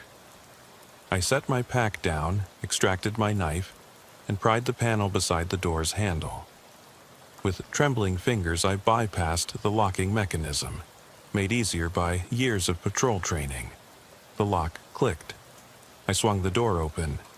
Beyond lay a stairwell lit by a single bulb at the top. Relief surged. I climbed, 2 steps at a time, until I reached a small landing. Ahead was another door marked Exterior Access and a round metal wheel, like a ship's hatch. I turned the wheel. Heavy gears groaned as it opened. A blast of cold night air hit me, charged with electricity. Rain spat against my face through the gap. I slipped through into the pitch dark, heart racing with hope. I'd made it to the outside, somewhere beyond their reach. But as I pulled the hatch closed behind me, I felt it. An oppressive weight pressing in, a soft electric hum in the air. Above me, the sky was a bruise of storm clouds. In that moment, I realized freedom here was an illusion. They might lose sight of me tonight, but Langford's buried heart would never let me go entirely. It would hunt me, whispering through the shadows of my mind long after the thunder faded. And as I stumbled into the rain I left behind, water washing sludge from my boots, I realized the final unanswered question that would stay with me always. Who, in God's name, were they really protecting? I slipped through the tunnel's dripping darkness and emerged beside a low-ceilinged maintenance corridor I'd never seen on the bunker drawings. My chest tightened as I heard distant machinery, but also voices muffled and urgent. Voices I almost recognized. I pressed my back against the cold wall, letting my eyes adjust to the flickering red glow of emergency lights overhead. The narrow passage forked two ways. One branch led toward a grated access panel I'd crawled out of, the other descended further into shadow. I chose the downward slope, hoping it would lead me closer to ground level, and farther from whatever twisted project Langford had become. Each step echoed on metal grating, the rhythm syncing with my pounding pulse. The air grew warmer, tinged with the stale scent of heated oil and something sour, like fermenting chemicals. I paused at a junction, listening. A guard's garbled voice drifted from somewhere below, speaking in clipped phrases over a radio. Affirmative. Proceed to secondary containment. Subject 1. Status unknown. My stomach dropped. They'd already classified me. I scanned the walls for identification. Faded stencils marked the corridor, sub-beta and service level 4.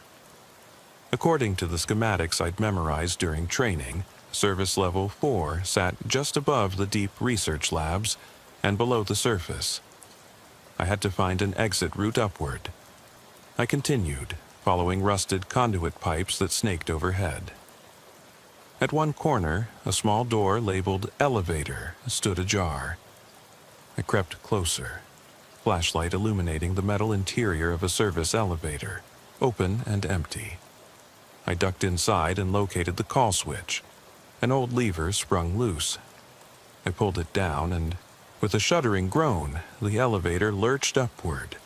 The cables hummed, metal support shrieked, and the car rattled as it passed one level, then another. My heart pounded, both relief and dread mingling. I'd have to trust that no one else needed that elevator, because once I moved, I'd be trapped if it stopped at the wrong floor. The doors slid open with a hiss on service level 2. This floor was nearly deserted. Storage racks lined the walls. Some collapsed under their own weight. The humming of a ventilation fan turned high-pitched here, and the corridors smelled of ozone.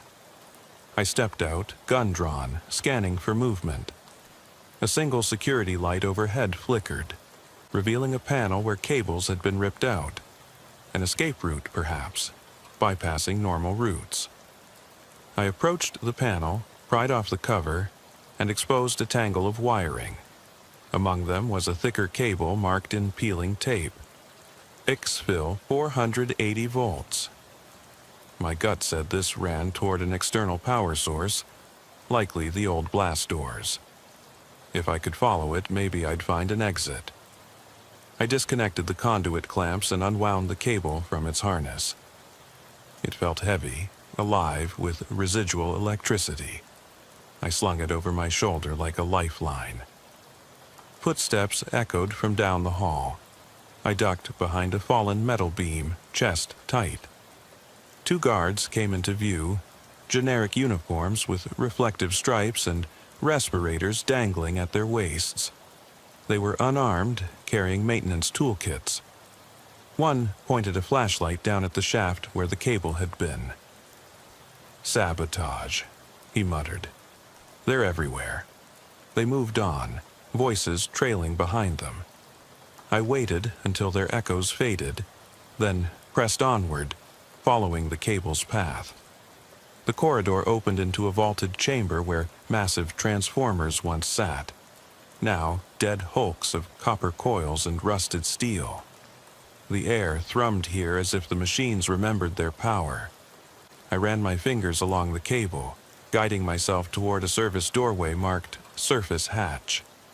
I pushed it open and was bathed in moonlight for the first time in hours. A battered staircase led upward, slick with moss and rainwater that seeped in through cracks overhead. I climbed, cable trailing behind me. Each step brought the cold night air closer. At the top, I reached a heavy round hatch with a large wheel, like the one leading out to the farm road. I turned the wheel, it resisted, then gave way with a hydraulic hiss. As the hatch lifted, the wind hit me. cold and sharp with the scent of pine and rainfall. A curtain of rain fell through the opening, pattering on my helmet and gear. I climbed out onto a narrow service platform, wet wood creaking beneath my boots. Below, the compound's perimeter fence lay in shadow, distant red strobes blinking. I ducked and crawled across the platform, using the cable as a guide. It led to a utility pole where a junction box had been left open. Inside, the wires ran off into the night toward a cluster of maintenance sheds. I followed them, sloshing through mud and broken glass. Suddenly, a spotlight snapped on behind me, blinding white. I froze, heart pounding. A drone of a high-caliber rifle charging sounded. I risked a glance. A guard tower across the yard, silhouette of a heavy weapon pointed directly at me. A radio crackled. "Unidentified subject on the ridge, take caution." I raised my hands, stepping into the light. Rain streamed off my coat and mud clung to my boots. The guard tower rifle mounted swung to track me. I measured my options. Drop the cable and raise my hands, or try to sprint for cover in the darkness. My mind raced. Then a second spotlight cut across the compound, sweeping toward the east boundary. Footsteps thundered behind me, heavier, deliberate. I turned to see the short-haired woman, flanked by two guards, striding down the muddy slope, rifles at the ready. Her respirator glinted under the spotlight. She raised a pistol and called out, "Merritt, stand down." My lungs burned. The fence was 40 yards away, beyond it, dark woods.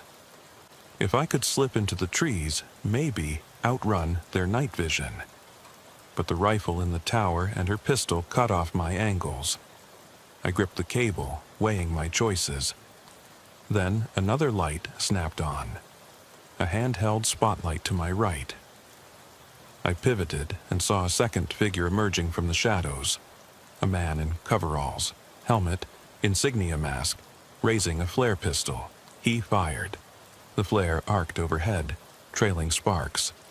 Darkness gave way to orange light, illuminating the entire compound. In that harsh glow, I saw barricades of shipping crates, guard towers lining every angle, and dozens of men converging on me from every direction. My breath caught. I was completely surrounded. The high rifle tracked my left, the flanking guards on my right, the tower's weapon focused above, and the compound lights revealing any possible escape routes. I tightened my grip on the cable, watching the woman advance. Flare light swinging over her face. She spoke into a radio. Target confirmed. Prepare the sedative rounds. Her lips curved in that same humorless smile. I took a breath, weighed the cable in my hand, my only leverage, and realized there was no running. My only chance was to fight the darkness with something they hadn't anticipated. I yanked the cable free from the junction box, yanking the wires loose. Sparks flew, and the power grid of the entire compound flickered. Lights died in a domino effect. The spotlight in the tower blinked out. Flanking guards shouted into their radios as their weapons powered down.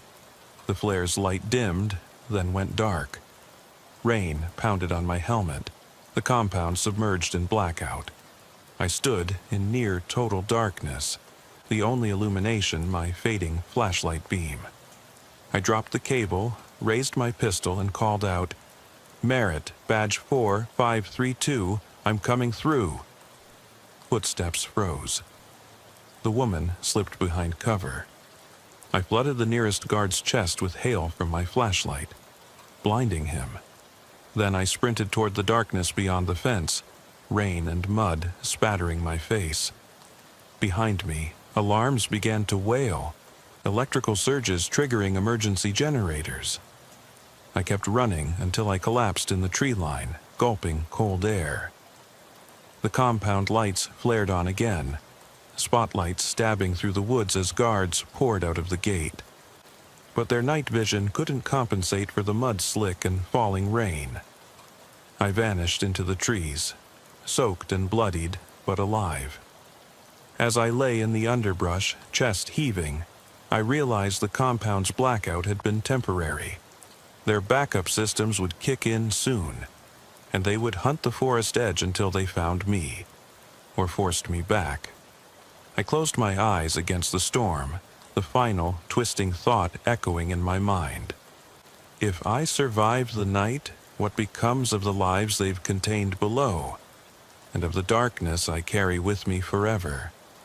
In the days that followed my escape, I never stopped moving.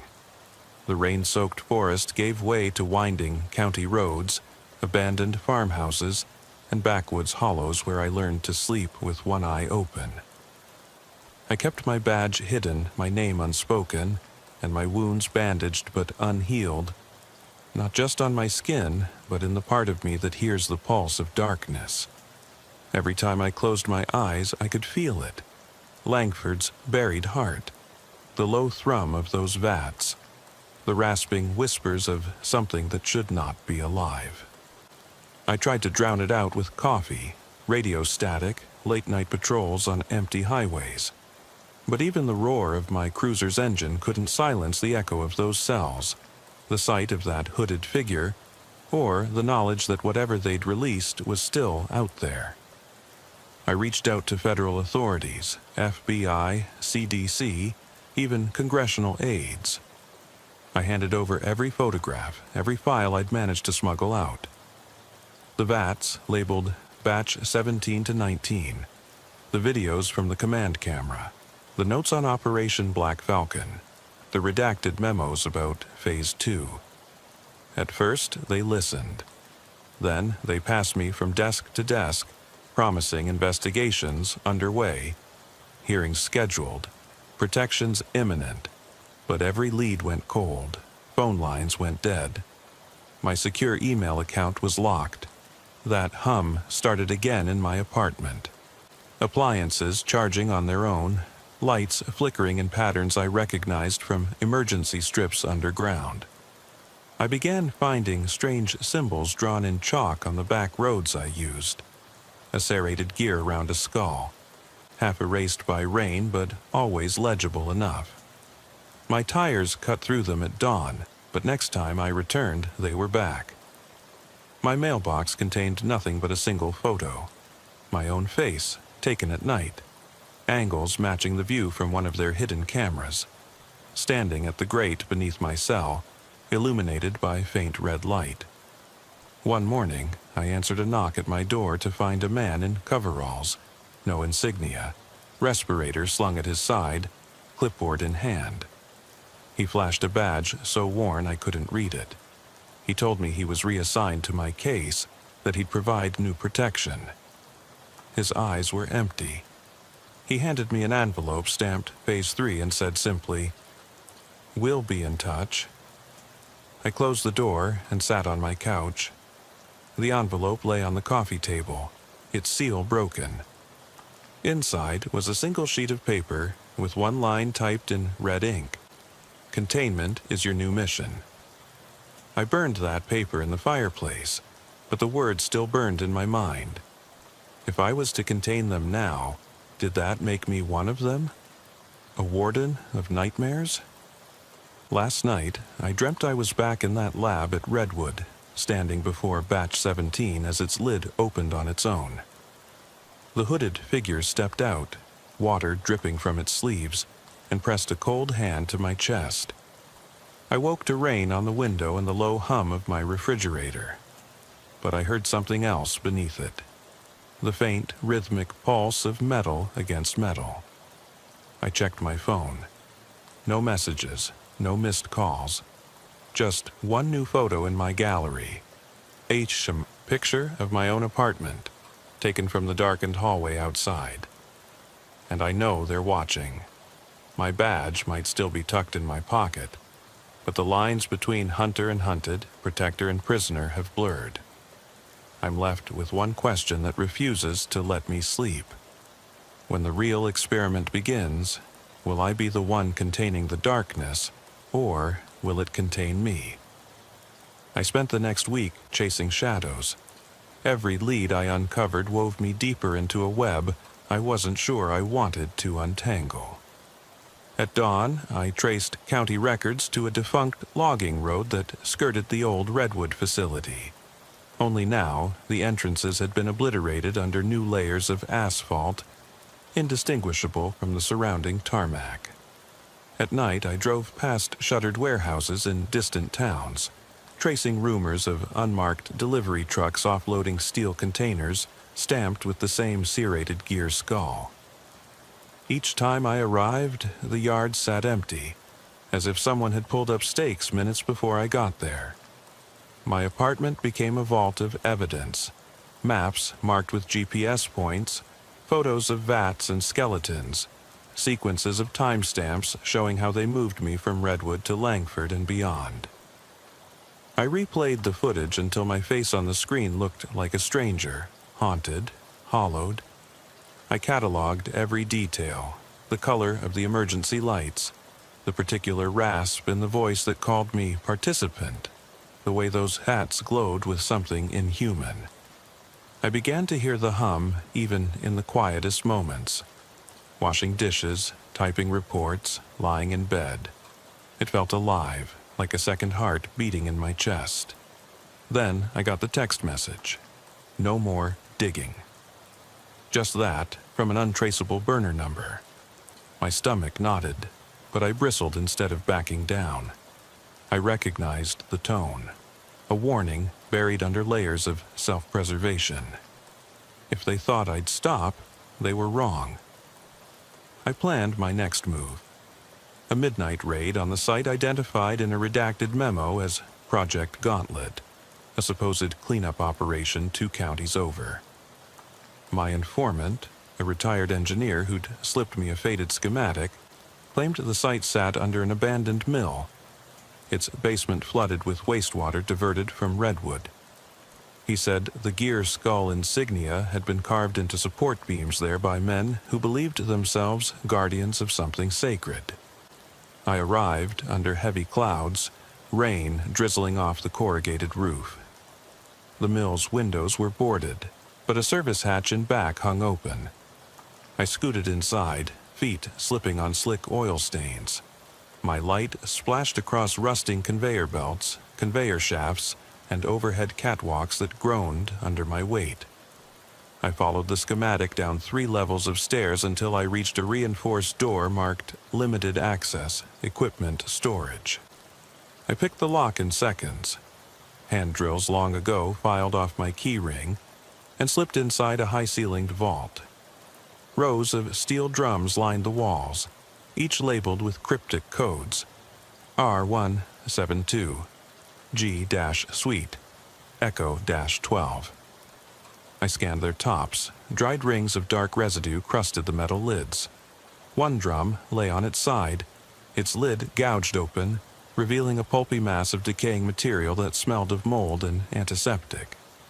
I fell back, hand to mouth, heart hammering. Beyond the drums, a grated walkway led to a pit cut into the concrete floor. A ladder descended into near-pitch darkness. I hesitated, every instinct screaming to retreat, but I needed answers. I hooked my flashlight over the pit's edge and shone it downward. The beam revealed a shallow pool of murky water, stained red along the edges. Floating in it were bone fragments, teeth, rib segments, scattered like flotsam. My breath caught. This was worse than Redwood. Here, the refuse of experimental victims had been dumped, left to dissolve. I climbed down, boots cold in the liquid. Each step echoed in the chamber. At the bottom, I knelt and pressed my gloved hand into the water, feeling grit and bone shards shift beneath. A flash of movement caught my eye, the glint of glass jars half submerged along the wall. I waded over and hauled one free. Inside, suspended in a cloudy solution, a human heart, stripped of tissue, preserved in formaldehyde. It bobbed against the glass, valves and vessels traced in black. Someone had gone to elaborate lengths to keep this organ intact. I felt bile rise in my throat, but forced myself to lift the jar, secure it under my arm. As I turned, I heard footsteps above, metal on metal. Voices, muffled but urgent. I fumbled for my radio, but the battery was dead. I ducked behind a drum, heart slamming so hard I thought it might burst. The voices grew louder, accompanied by the drone of a generator powering up somewhere, likely the pit's pumps. A flood of emergency lights cut on overhead, burning the darkness into harsh white. The drums cast long shadows across the water. Men in coveralls swarmed the pit's edge. One held a rifle. Another carried a thermal scanner that painted my hiding spot in red on a handheld display. My mind raced. Could I make it back through the maze of drums? Or would I be trapped here, surrounded? I weighed my options. My phone lay in my pocket. I might yet call for help. But whom could I trust? The local sheriff's office had turned me away. Federal agents had ghosted me. If I radioed them now, they'd trace the call, and I'd lose the element of surprise. Plus, they might not come. Not after all the evidence vanished or got redacted. I lifted the jar, heart beating in my chest like a second drum, and stepped into the open. The men froze. I raised a fist, voice steady. I'm unarmed and alone, but I have what you're hiding. I pounded the jar against my palm, denting the glass. It cracked, a spiderweb fracture across its surface. They hesitated, then advanced. The man with the scanner pointed it at the cracks. A single report on his display. Containment compromised. Subject 4532 at risk. He looked at me, eyes darting between the jar and my face. The leader stepped forward, tall, broad, skull insignia patch on his shoulder. He held up a hand. You don't understand what you've taken, he said. That heart is more than a relic. It's a key. I met his gaze, chest tight. A key to what? He exchanged a glance with his men. A key to the next phase, and you've just triggered it. My breath caught. The jar quivered in my grip. Liquid sloshing, shards loose inside. I felt the hum in my teeth, the pulse of water in my boots. The lights overhead flickered, and I realized the entire mill was powered on. Every motor, every generator, feeding something I couldn't see. Then the floor beneath my feet vibrated. A low thrum turned into a mechanical roar. The man with the rifle shouted orders. I backed away, jar held tight, watching the liquid inside swirl. The crack widened. A drop of preservative slashed across my knuckles. Behind me, the drums began to rattle on their shelves. The grated walkway shuddered. The man with the skull patch barked, "Secure him!" I spun, jar raised and charged. He stumbled back, surprised. I swung the jar. Glass exploded against his chest, spraying formaldehyde and heart tissue across his coveralls. He staggered, clutching his chest as though the organ's last beat had stopped his heart, cold. The other men froze, then lunged. I bolted across the drums, shards cutting my palms, formaldehyde stinging my eyes. The pit's pumps whined, water churning. I leapt up the ladder, knees scraping concrete, jarless but still clutching bone and glass shards. At the top, the exit hatch banged open. I tumbled into the mill's backyard, rain pelting my shoulders. The men spilled out behind me, shouting. Floodlights snapped on, but I didn't slow down. I pierced the night, disappearing into the downpour, bone fragments and glass in my pocket. The pump's roar fading behind the shelter of trees. Even now, the sound clings to me. The roar of containment breaking, the drip of that hardish water, the echo of my own boots on the mill's metal floors. I don't know what key I carry or what door it might open, but the question that follows me through every storm, every blackout, every restless night is sharper than any glass shard. What unlocks when the final gate falls? And who will live to see it? I still wake to the phantom scrape of a metal latch turning in the dark, even though I know I locked that gate myself. It was late October when I first set foot inside the old missile assembly yards north of Millhaven, a sprawling compound of rusted launch tubes and overgrown access roads marked "Danger, Authorized Personnel Only." My partner and I had been called in after some joggers reported hearing voices echoing from within the perimeter fence. The joggers said the gate was chained tight, the warning signs fresh, yet they heard footsteps and distant laughter that stopped whenever they tried to peer through the chain-link mesh.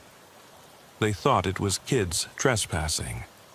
I thought differently. We arrived just before 2 a.m. The rain was coming down in sheets, turning the gravel driveway into slick mud that splashed up against the cruiser's doors. My partner, O'Neill, stayed by the truck with the spotlights trained on the fence line. I climbed out, water dripping from my coat collar, and hit the gate chain with the flashlight. No movement, no footprints in the mud leading up to it, and no signs anyone had touched it for weeks.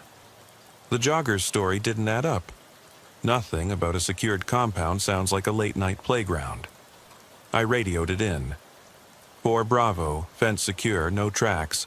Hearing voices reported just inside. Stand by. O'Neill's tone crackled back. Copy that. You cleared to breach if you need. I paused, hand on the bolt cutters.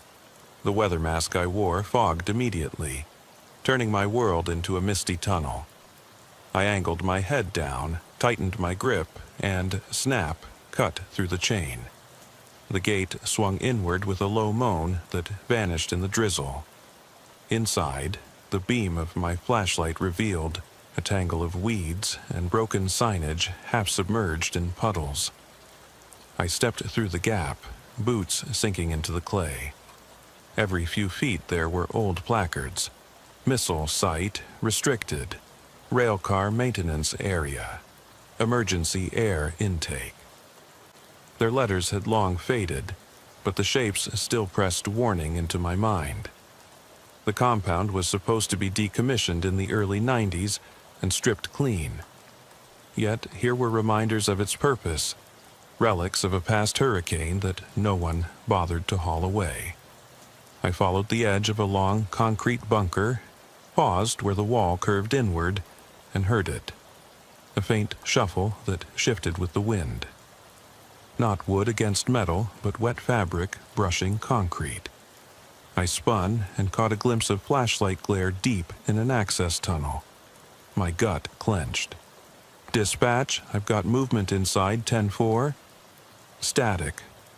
I glanced at my radio, then back into the tunnel. The light had vanished.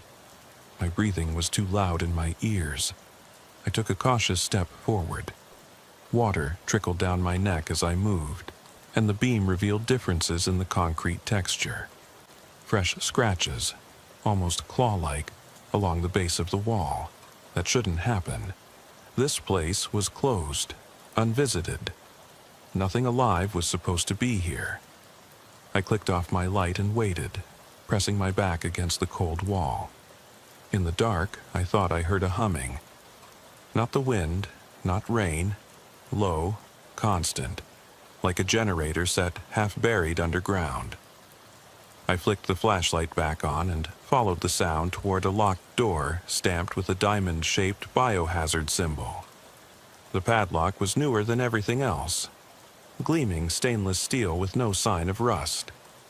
I knelt in the mud and looked up at it, boots soaked, heart pounding. How did someone get inside, repair a padlock, and leave no tracks? I radioed again. 4 Bravo, locked a door at corridor 2. Padlock intact, no brake marks. Possible unauthorized access. Respond? Silence. I hated that radio silence. It leaves your own thoughts echoing like gunshots. I knew protocol. Call for backup, mark it, secure the site. Instead, I found my hand unzipping my coat pocket, pulling out a small crowbar. This wasn't standard, but neither was any of it. The lock yielded with a quick pry. Inside was a small chamber lit by a single, sputtering fluorescent tube. Another thing that shouldn't have power. My light joined its flicker, revealing rows of metal shelving holding dusty vials. Their labels were gone, but cracked remnants of hazard stickers clung to a few.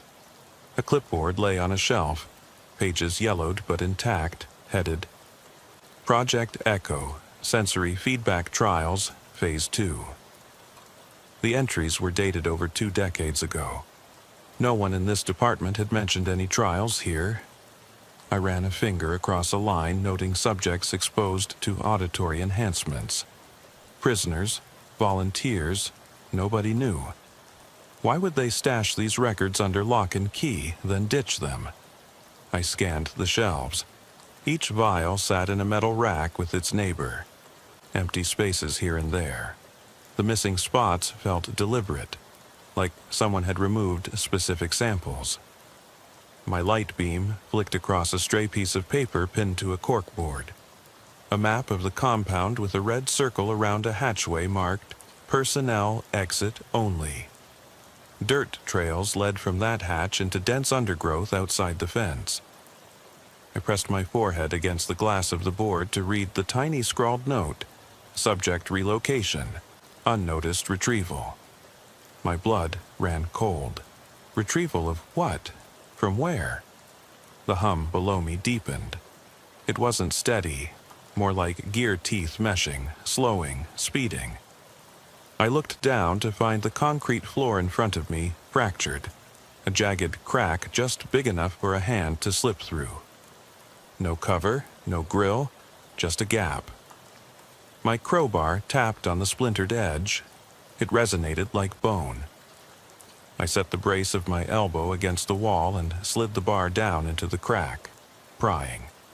The floor trembled, small debris scattered into darkness. Then, with a quiet snap, the slab shifted enough for me to peer down, a shaft into absolute black. The humming was louder now, echoing from below. The concrete walls of the shaft were thick, rebar exposed in places, old wiring loosely draped down into the abyss.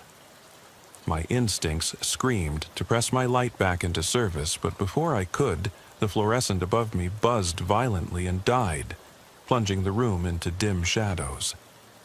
My flashlight beam rattled as I knelt on the wet floor, training it into that shaft. The hum crescendoed, then stilled. Silence followed, deeper than the tunnel beyond the padlocked door. I felt my pulse in my throat.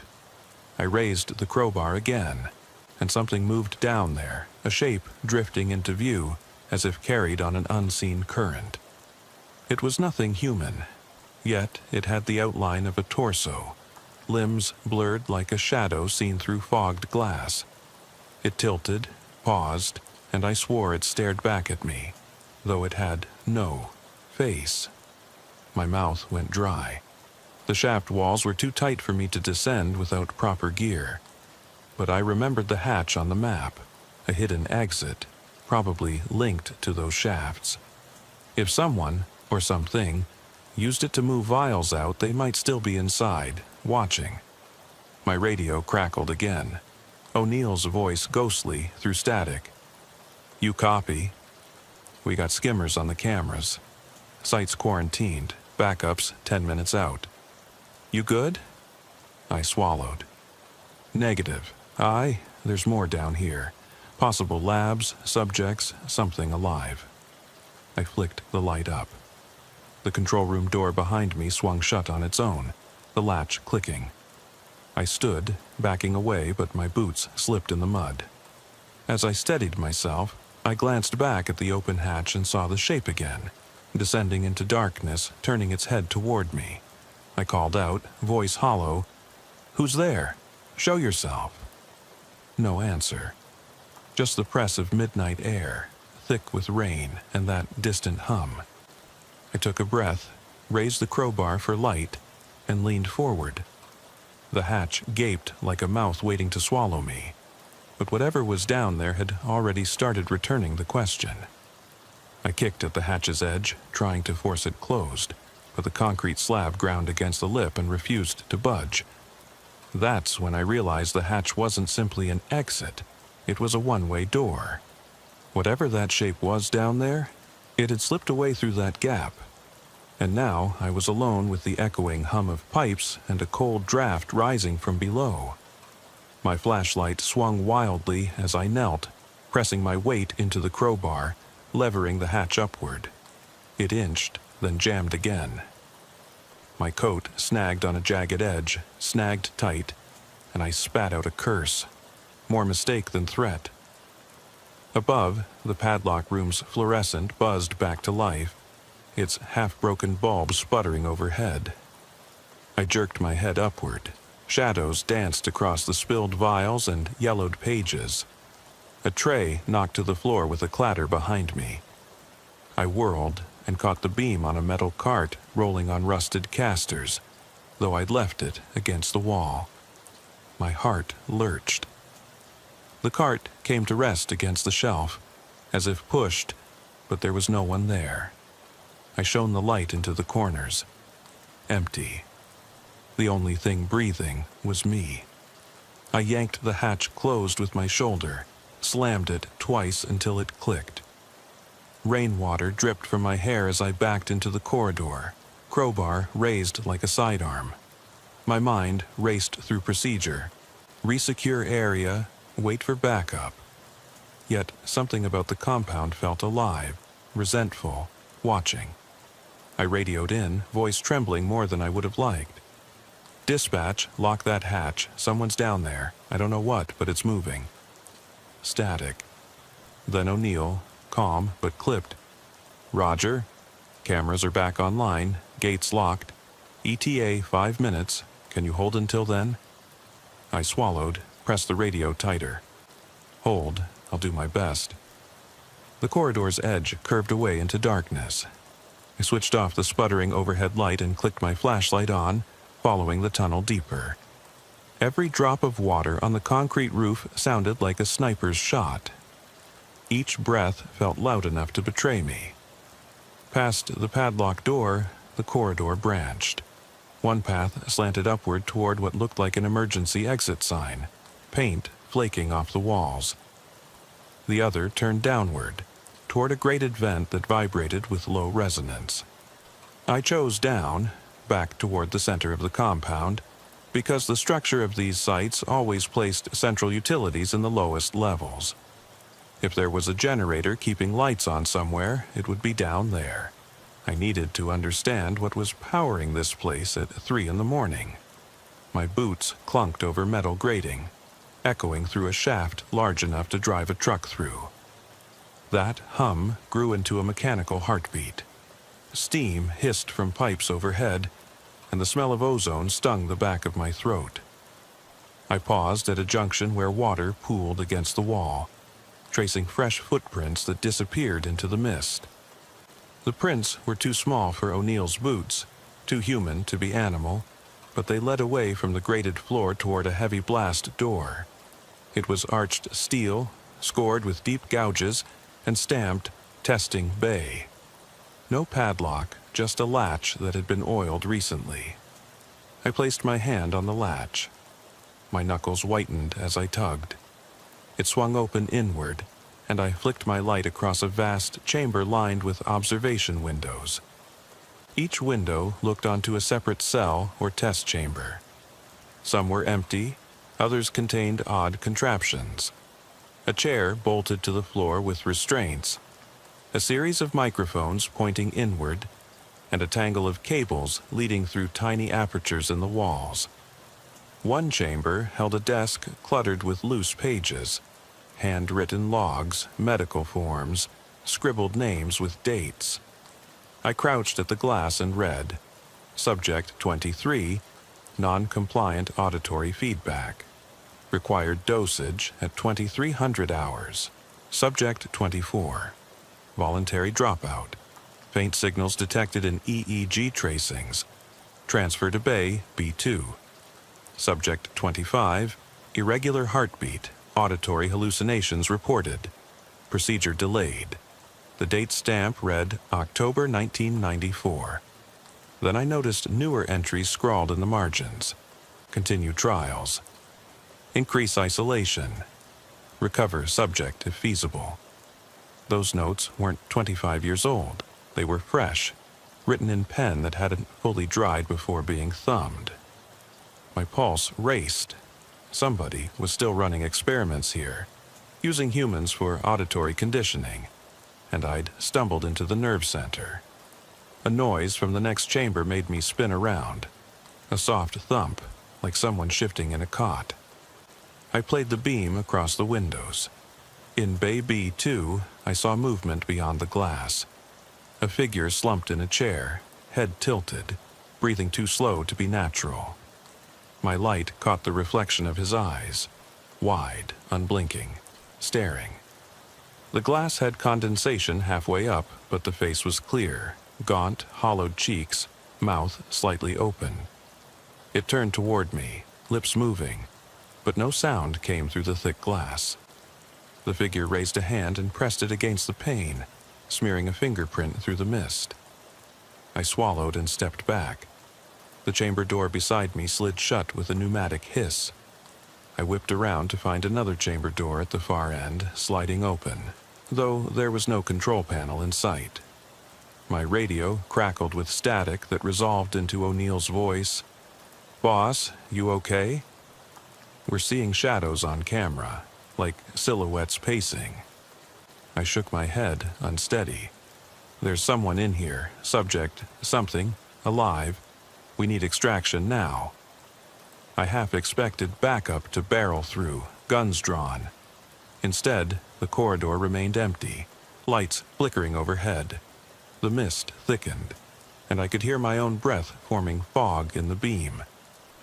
I moved past the observation windows toward the chamber, heart hammering. The log sheets fluttered as if stirred by a breeze, though air vents were sealed. I spotted a keypad on the wall beside the chamber door. A touch screen cracked. A prompt blinked. Enter code. Beneath it, someone had scrawled in marker, "Just want to hear you." My throat closed. I couldn't tell if the message was a plea or a threat. My radio bleeped, and I dropped it. The dials spun wildly, then settled on a new channel. A distorted voice whispered, "You shouldn't be here." It was my voice. My own tone played back through the radio, slowed and trembling. The moment I lifted my hand to cover my mouth, a door slammed somewhere behind me. The lights dimmed, and the fluorescent above the hatch began to flicker again. Then the whisper came from the chamber speaker, "Please, listen." I froze. The chamber door slid open. The figure inside remained motionless, gaze fixed on nothing. The lights cut out entirely, and I was left with only the red glow of the keypad and the hum of hidden machinery. My flashlight's beam bounced across the metal floor, and in that twisted glare, I saw something leaning in the doorway behind me. An outline that matched my own shape. I turned slowly, raising the crowbar. The corridor was empty, but I heard breathing, my own, magnified by speakers hidden in the walls. I stepped toward the keypad, fingers trembling, and typed the only code I could think of, my badge number. The screen flashed green. The chamber door groaned open wider, but it didn't reveal the subject. Instead, the wall beyond it slid aside into a hidden alcove, and a staircase whispered downward. I looked back at the padlock chamber, at the rafters where wires snaked through broken ducts. I realized then that I was deeper than I intended, drawn by the promise of answers but trapped by my own curiosity. The hum returned, steady, insistent, like a heartbeat in the dark. My radio coughed and O'Neill shouted, "Hang tight, we're on site, do not engage." But I was already halfway down the stairs, each step ending in wet stone that gleamed under my light. At the bottom was a single door carved with a symbol I recognized from the biohazard sticker, a circle with 3 interlocking crescents. Beyond its frame lay a chamber that pulsed with low blue light. Shadows danced against the walls, shifting as if alive. I swallowed and reached for the doorknob. The handle spun on its spindle, but the door didn't open. A voice crackled overhead, this time not through my radio but through the speakers embedded in the ceiling. "You've come so far." It wasn't my voice. It wasn't any voice I knew. It was calm, soft, and resonant, too measured to be a recording. It spoke directly to me, to the marrow of my bones. I pressed my forehead against the cold metal and whispered, "What the hell are you?" No answer, only the low hum, growing louder, filling my ears until every thought was drowned in the vibration. Then, above the noise, I heard my own gasp. The doorknob clicked, and the door swung open just enough to let a sliver of that blue light escape, meant outside or to another wing. I pressed my palm to the bar and shoved. The door swung open into a dim hallway with no lights. In the darkness, I could hear every breath, mine and something else's, ragged, paced, deliberate.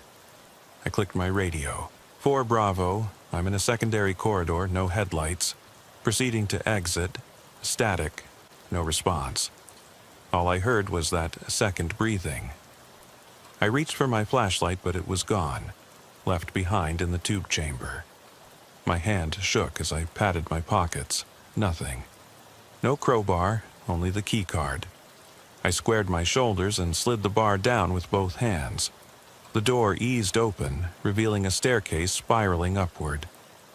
The stairs smelled of oil and mildew. I climbed, counting each step. 1, 2, 3. The breathing echoed, matching my pace, sometimes falling behind, sometimes rushing ahead. By step 17, my lungs burned. I paused on a landing and looked up. A single exit door, bright red, labeled Staff Egress, with a small window. Beyond the window, I saw a tangle of tree branches and a patch of moonlight. Outside. I took one more step and footsteps above me. Heavy, deliberate. Not mine. I tensed and reached for the door handle. It was hot to the touch. Cold air bled in. Outside, wind rattled the window. I gripped the handle and pushed, but the door was locked. A badge reader sat to the right, red light pulsing. I pulled the key card from my pocket and swiped. It clicked green. I shoved again and the door edged inward. A rush of wind blasted down the stairwell, carrying rain and distant thunder. My pulse pounded. I felt exposed, like animals slinking through the dark would see me first.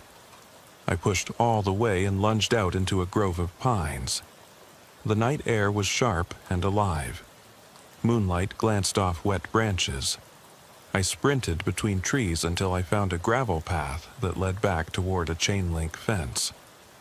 My boots slid over mud. I glanced back. The compound's walls rose behind me, silent.